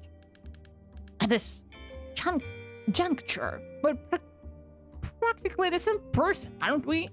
To what fatality's been referring? And perhaps, more crucially, to whom would this fatality occur? Could be that Ben is referring to me. It could be that he's referring to Quincus. And it was the two of us gone. Huh? What? What do you mean by that? Quincus is not dead. How did you come by that information? I didn't think it would get so far. I'm impressed. Can't say same for myself. I already knew it. The only reason I didn't tell you was because I want to see how deep you would dig. Fuck off. You found the matchbox, didn't you? Where it reads number 157. I discreet hint of Quincus Borba's true whereabouts. Cassavetes' patient. It was Ben who put him there. He told me so himself. And a pathetic attempt to get me to reveal something else in return. How much dirt can Ben drag himself through? All just to ensure that Quincus gone away. Wouldn't influence me. As if that if I'm that impressionable, I came to this world to be the protagonist of my own stories, detective. Doomed by the narrative. Not some supporting character, anonymous with no remarkable features. No offense. Huh? Bitch! Back to the story. Ben and Quincus hospitalized in an attempt to control his client, me. But he didn't do it alone. He and Lobo Neves did it together. The devil. It was to him, my enemy, that Ben turned to make Quincus disappear. It was all done because the closed doors of the fraternity, behind the closed doors of fraternity. And to ensure that Quincus' disappearance didn't prompt a police investigation, Lobo arranged the arbitrary of border to be published.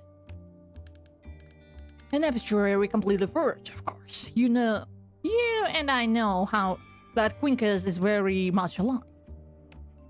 I'm recalling all this so we can put every information and entanglement of this plot into perspective. Now that you know that Quincus is alive, I shall stop pretending. Nonetheless, there's a riddle. How could Quincus from the confines of Casa Verde be the one responsible for my demise? If you wish to keep Quincus as a possible suspect, we must find an answer to this question. I mean, you must answer this question to take if I'm already gone. Good luck. Bitch. Reader of him in the Bible, his medical saying knowledge was never just in writing. Blah blah blah. Blah blah blah blah blah.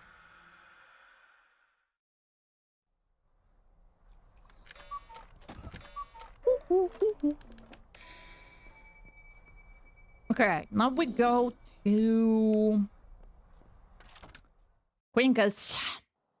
That's for sure. Go to Quincus. Who else can we show this picture to?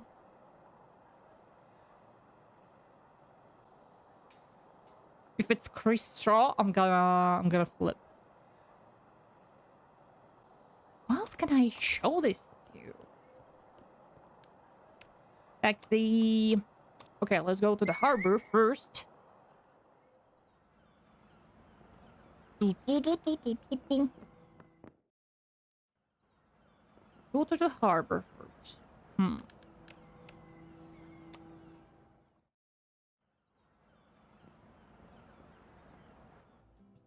To the point. Interrogate. Oh! No. Ooh. Ooh. He's just a little piece of shit, huh?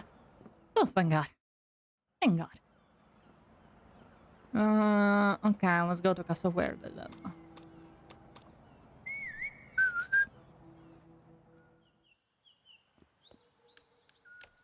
Purpose of your visit. Why would I need, like, the dog here? Okay. Hello. Hello, sir. Can we talk? I have a reason to believe I know who you are. I know who you are. A man can't even know himself, but the pretentious think to believe he knows others are. Tell me, are you Quincus Borba? I have the honor of being Quincus Borba, and Quincus Borba is none other than me, the most important person other than because we created humanism. And since the moment we created the it is truly inseparable work. However, you of course undoubtedly know of my grand legacy. I've come across your teachings here and there during my investigation. I'm a private investigator. I'm investigating Braskuba's death, which happened last night. There is no death. Do you hear that? Hear what? There's a voice talking to me, getting inside my head. Speaks of a detective, and there's an investigation. Yeah, that must be my voice, Mr. Quincus. Truly, they do sound alike. But don't mind those voices. I ignore them and they soon go away. Like the madman who confined me to this place. He'll never show up here again. I would love to wrap my fingers around his neck and... Mr. Quincus, are you alright? Alright! Exactly! We're more than alright. My friend Quincus and I are perfectly fine here. Thank you for asking. Casa Verde is a very easy place to manage. Guests are always coming in. They're like bees to honey. Call me crazy, but people like it here. I'm sure they do. Why? 26? Patient 26? Isn't it about time you go back to your room? What are you talking about? That chair is empty, Mr. Quincus. True, looks like he's already back. See how the venerable Quincus Borba is respected by all. I see. Do you mind if I ask Quincus a few questions? Quincus Borba is a fountain of knowledge, and you know no one should be denied water. Ask away, detective. Let's see what Quincus has to say.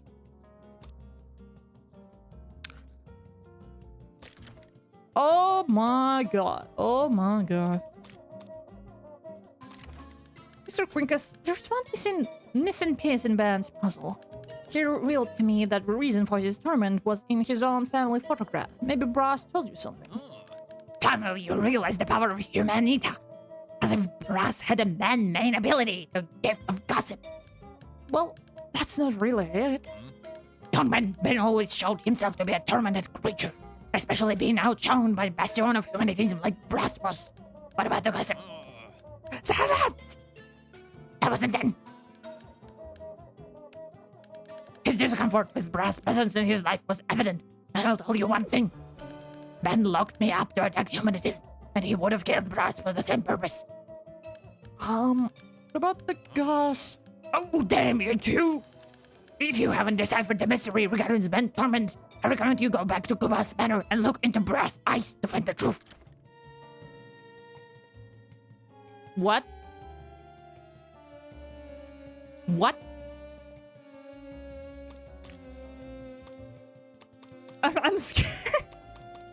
I'm scared. What do you mean? Can we talk about Dr. Bakamarta, Mr. Quincus? Oh, yes, Bakamarta, and right on. He's a very diligent employee. I'm delighted to have him in my team. He might be a little stubborn sometimes, but we men of knowledge can be like that sometimes, right, Quincus? Really? And what it's like being the boss of someone like him? It's a pleasure to manage someone qualified. There's no one more prepared than Bakamarta for this role. Although, I must confess, as Bakamarta's bad health, Quincus here just told me he's been acquiring medicine of dubious quality. If a clever investigator or detective looks into this, they'll definitely find something. If you know any, let them know. Your employee? What are you talking about? Ha! If you don't know, who am I to tell you? Wait, I'm Quincus. Or at least. Anyway, sir, I promise I'll help you understand.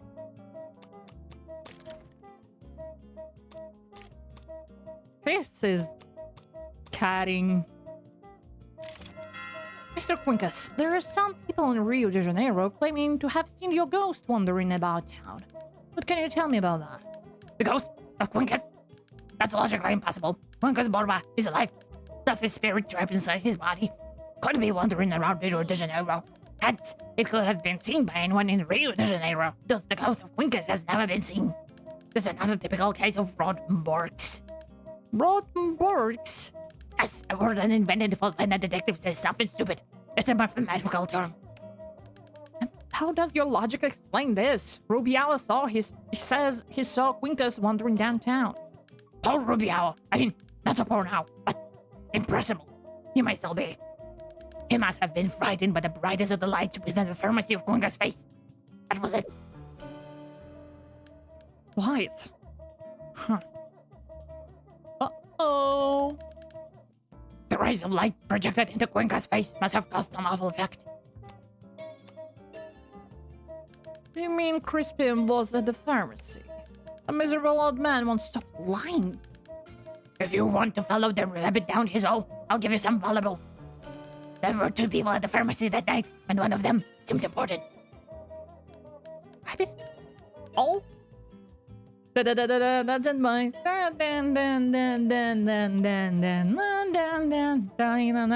Just the same scene.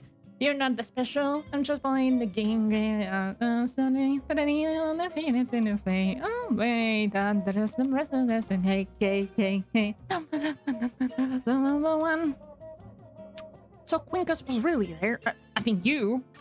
Rubial believes he only saw Quincus in his dream, but apparently that was not the case, was it? Oh, that, Quincus, and I cannot say anything, my boy. After all, maybe Rubiao had in fact dreamed of me that night. Maybe you are a dream of mine, and I'm a dream of yours. Have you thought about that? If I make pop, you'll go.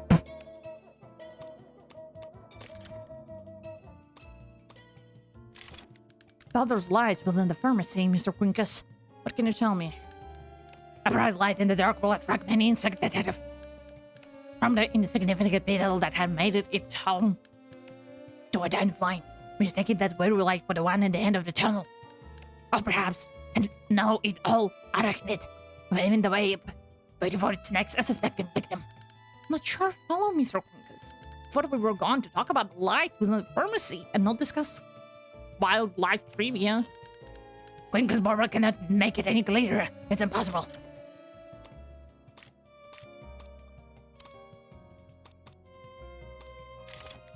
During my investigation, I had access to a journalistic registry that may be shocking to you, Mr. Quincus. Do you know that obituary was written for Quincus Barbara? An obituary for Quincus. What does that report? We humanists understand that life and death are 2 sides of the same coin, but even so, such news have a peculiar way of affecting us. I think I understand. Quincus was a dear friend, love, and companion. He was given the name precisely so he could live on, carrying the legacy of the greatest humanita who ever lived. Rest in peace, my dear dog. Oh, no, wait. Quincus the dog is still alive and well, as far as I know. I mean, your obituary. What? Arbitrary? How is that even possible? My dear Quincus, can you begin to believe this? Ah, what did you say? That's exactly it. A stupidity. How can you say something like that when Quincus and I stand right in front of you, very much alive? Oh, forget it. There are too many Quincuses here. Okay, 1 second. I'm gonna take something to drink.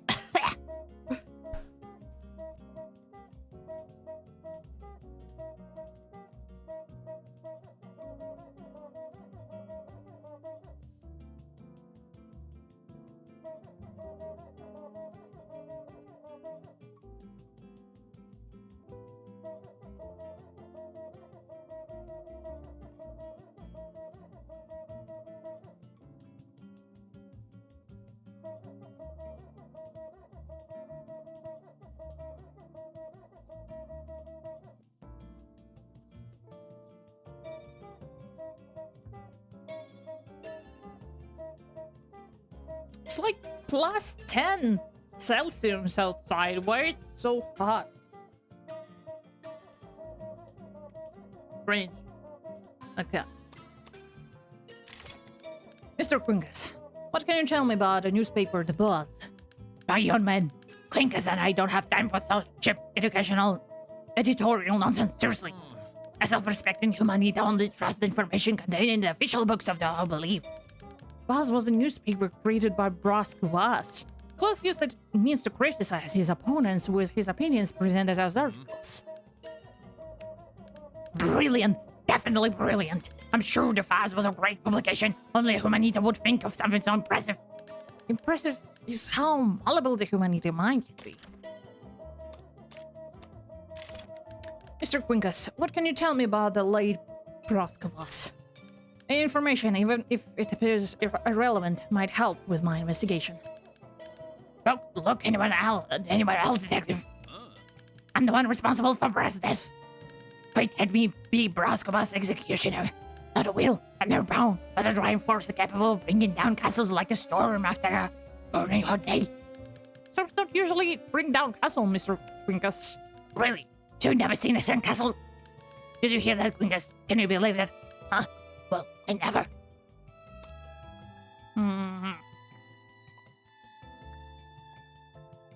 Nah, that's not him.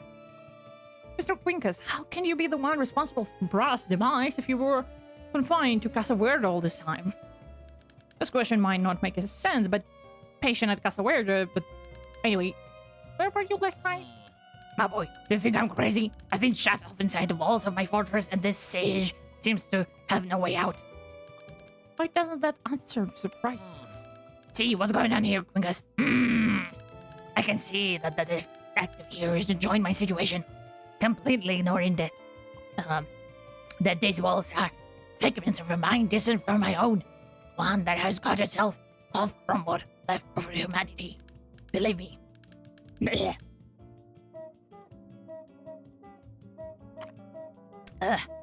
Believe me, we're the one in this dungeon today, but tomorrow you could be the one being analyzed and observed by this cult stare. Tomorrow? Me? I got it. Now, Quincus, tell me, if you never left here, why did you say you're responsible for Brass' demise? Maybe I said that. What was it you, Quincus? It could be an attempt to bring attention to other, more urgent matters, maybe. Oh, I'm just another lunatic. You just said, my boy. Brass can dictate what humanity can or can do. In fact, the humanity is free and his power is beyond the prison he can find to. Why would you kill Brass? I thought you were true friends. Yes, we were good friends. We strengthened our friendship when Quincus became rich. He also enriched his philosophy in Posthumous' eyes. However, fate would have it that way, that a humanity would overcome the other. Really? And what does it mean? It meant exactly what it means. Well, I never. This is Quincus. What was that, Quincus? Really? Quincus is saying that Brass was a humanita of the highest level, and when he became a dispute with the Doctrine Grandmaster, he knew what the consequences were and would suffer with the open arms.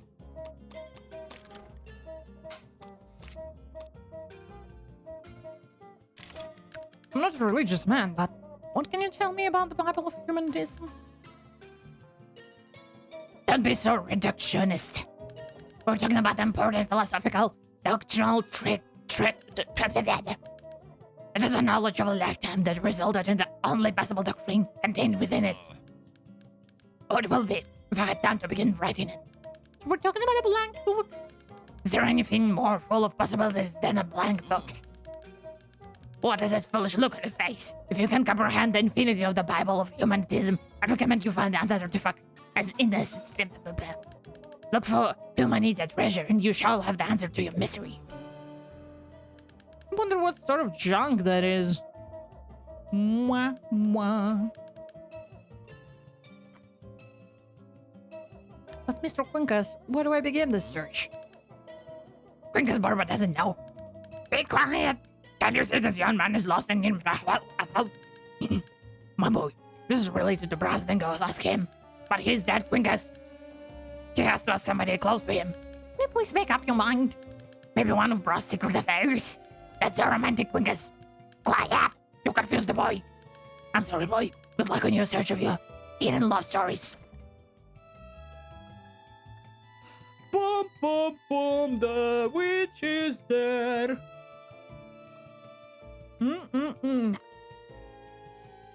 Posthumous, you dirty dog.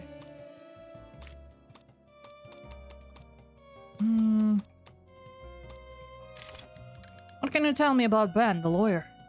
Me? I can't tell you anything. What about you, Quincus? What? Oh, sure. Quincus tells me he never liked Ben, but he doesn't quite know why. Quincus said so, did he? Yes. What was that, Quincus? Oh, Quincus says maybe it was his humanity instinct warning him or something. Quincus says that he matters to attend with him, and that he won't let his attack on human get aside. Okay, I will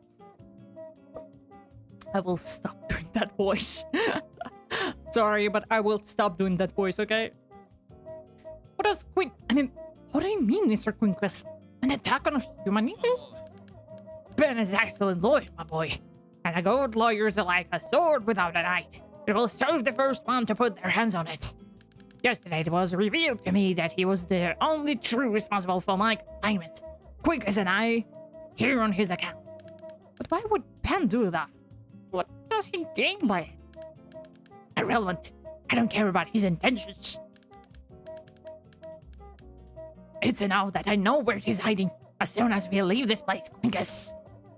Quincus what?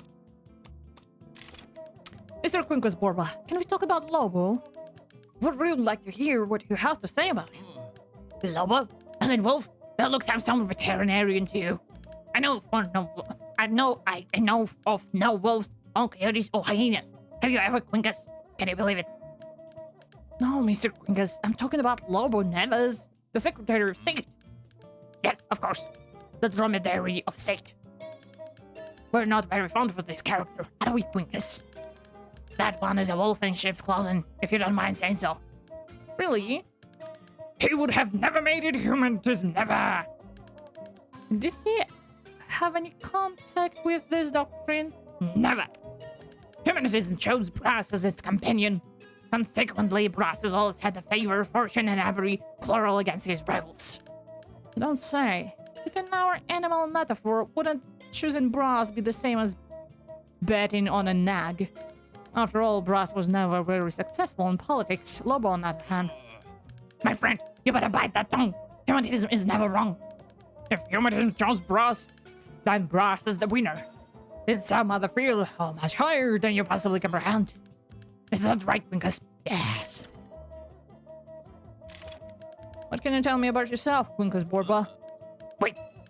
Do you want to know about me or Quincus? Made up your mind, boy. Aren't you one the same? I wish I was the priest for the ultra-doctrinal philosophical skill of humanism knowledge. That's a long title. Unfortunately, titles are for those who prove themselves worthy of them. You, my boy, don't seem to fit that description. You're just another careless, dubious one. Quincus is always eager to clarify the most complex questions of humankind. So tell me, what do you want to know? How do I escape this time loop? Mr. Quincus, you're a wise man with a wide knowledge of the occult. Maybe you can help me. I find myself in a very strange situation. I'm trapped in a time loop. I keep living the same day over and over. How can I break this curse? What do you say, my boy? Did you hear that, Quincus? Huh? Did you? The boy clearly is not right in mind. Okay, fuck you. Huh? That's it, Quincus. Yeah. But you could clarify the most complex question of humankind. Yes, but, well, you see, nowadays everyone tells me they're stuck in a time loop, as if it's in fashion.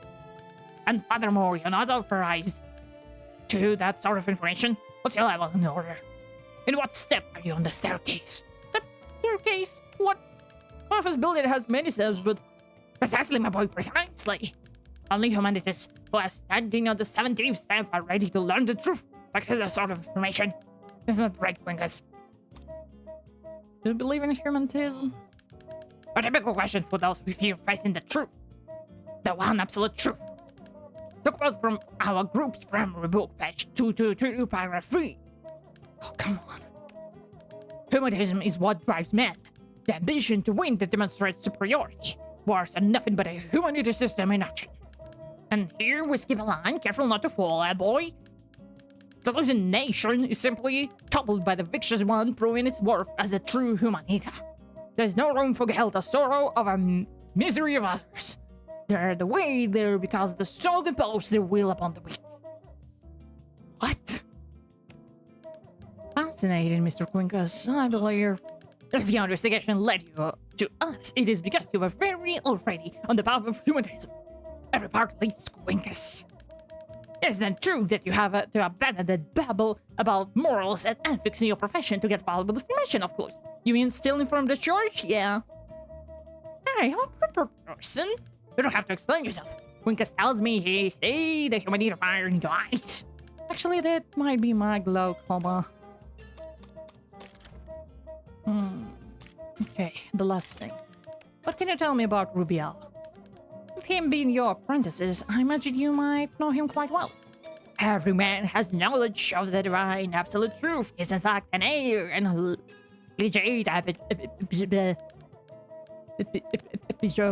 Epigone. A defense of his legacy. Is it right, Quincus? Yes, that's it. Epigone. And to you, the person will be Rubial. Rubial? What are you talking about, Rubial? Don't say rubbish, my friend. Did you see how fast your vehicle was going? Vehicle? Vehicle? I thought we were talking about Rubial. Anyway, Rubial is not the defender of legacy. The chosen one was, of course, Quincus Borba.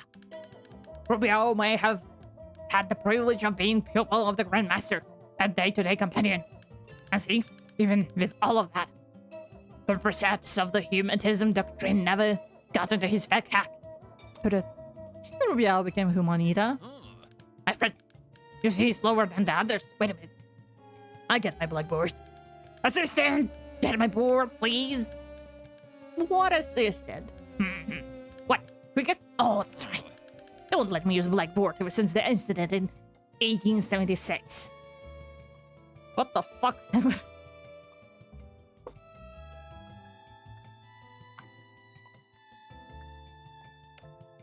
Yeah, of course.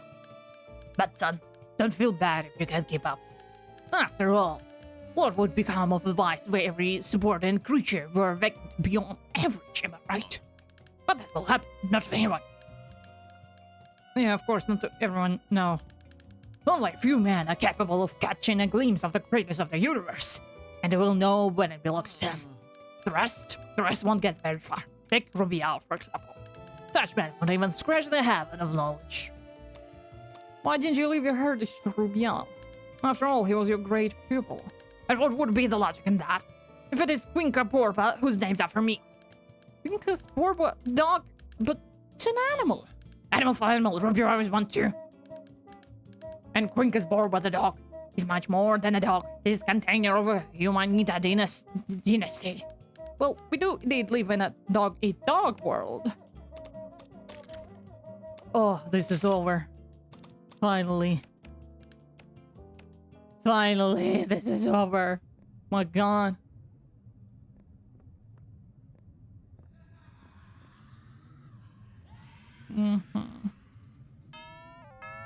Okay, we'll wait for the doctor and then...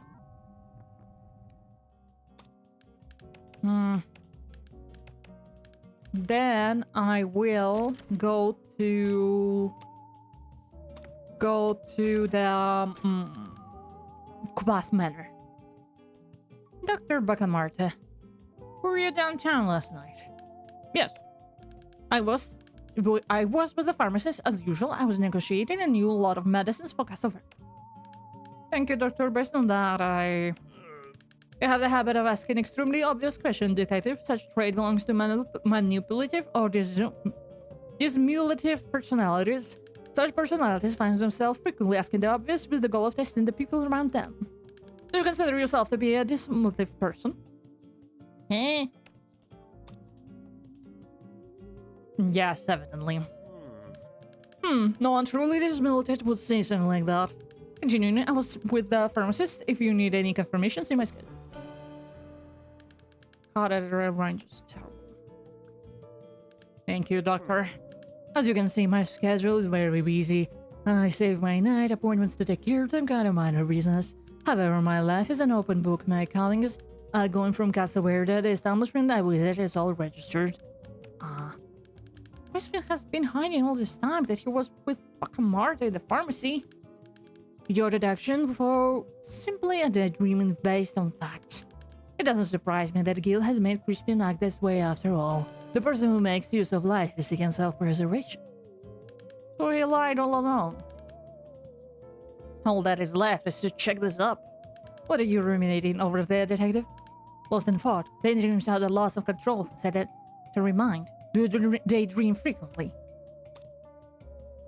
Yes, as part of my job. At least it was sincere. Sincerely, however, is staying disguised as a virtue. Being sincere nowadays is having abandoned all sense of danger and self-preservation. Again, in good consciousness, let someone vulnerable like this leave Casa Verde. Nah!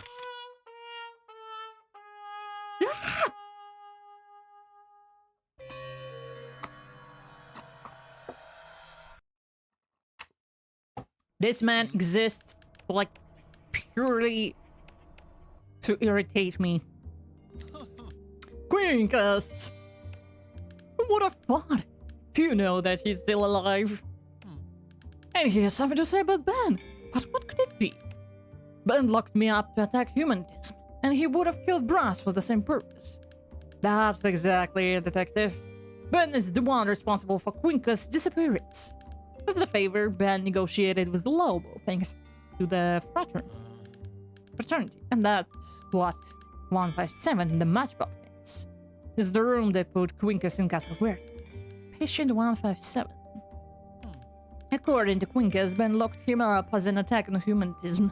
This is our lead to my murder. A strong accusation from Quincus, Detective, don't you agree? We begin with Capito's slight suspicion on Ben, which evolved to an exchange of favors with my rival, who complimented Ben's coldness, and now we learn that Ben was capable of imprisoning a humanity companion and conspiring against us. It seems there's no turning back. We must uncover once and for all, whether it was Ben who killed me or not. As a lawyer, you can be a very good liar, but truth is on our side.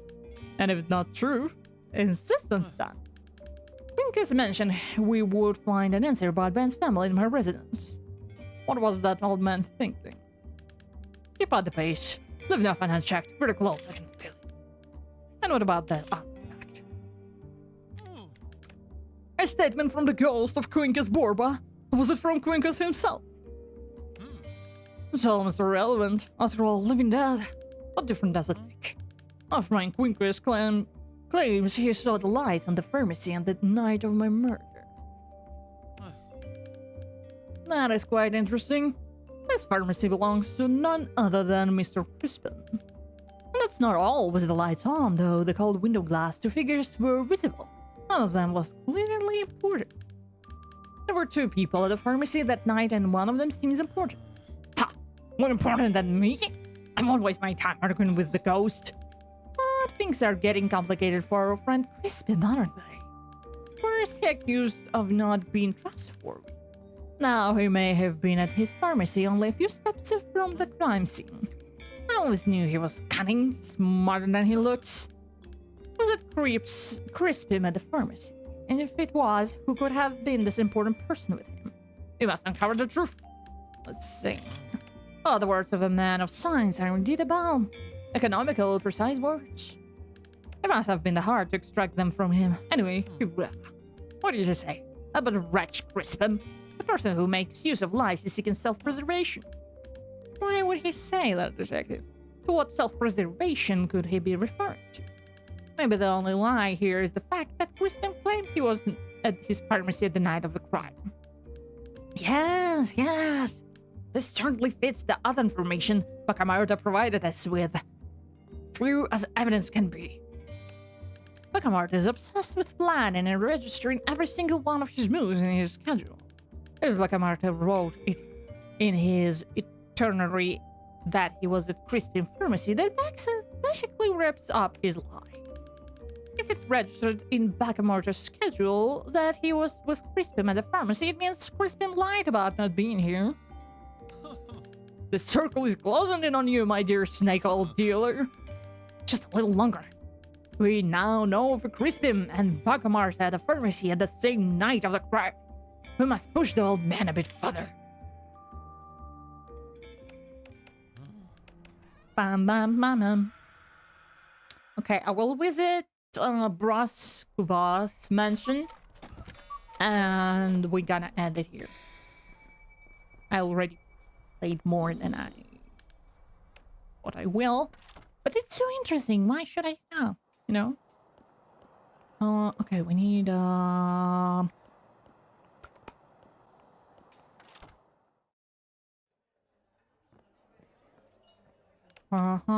we need cheese bread.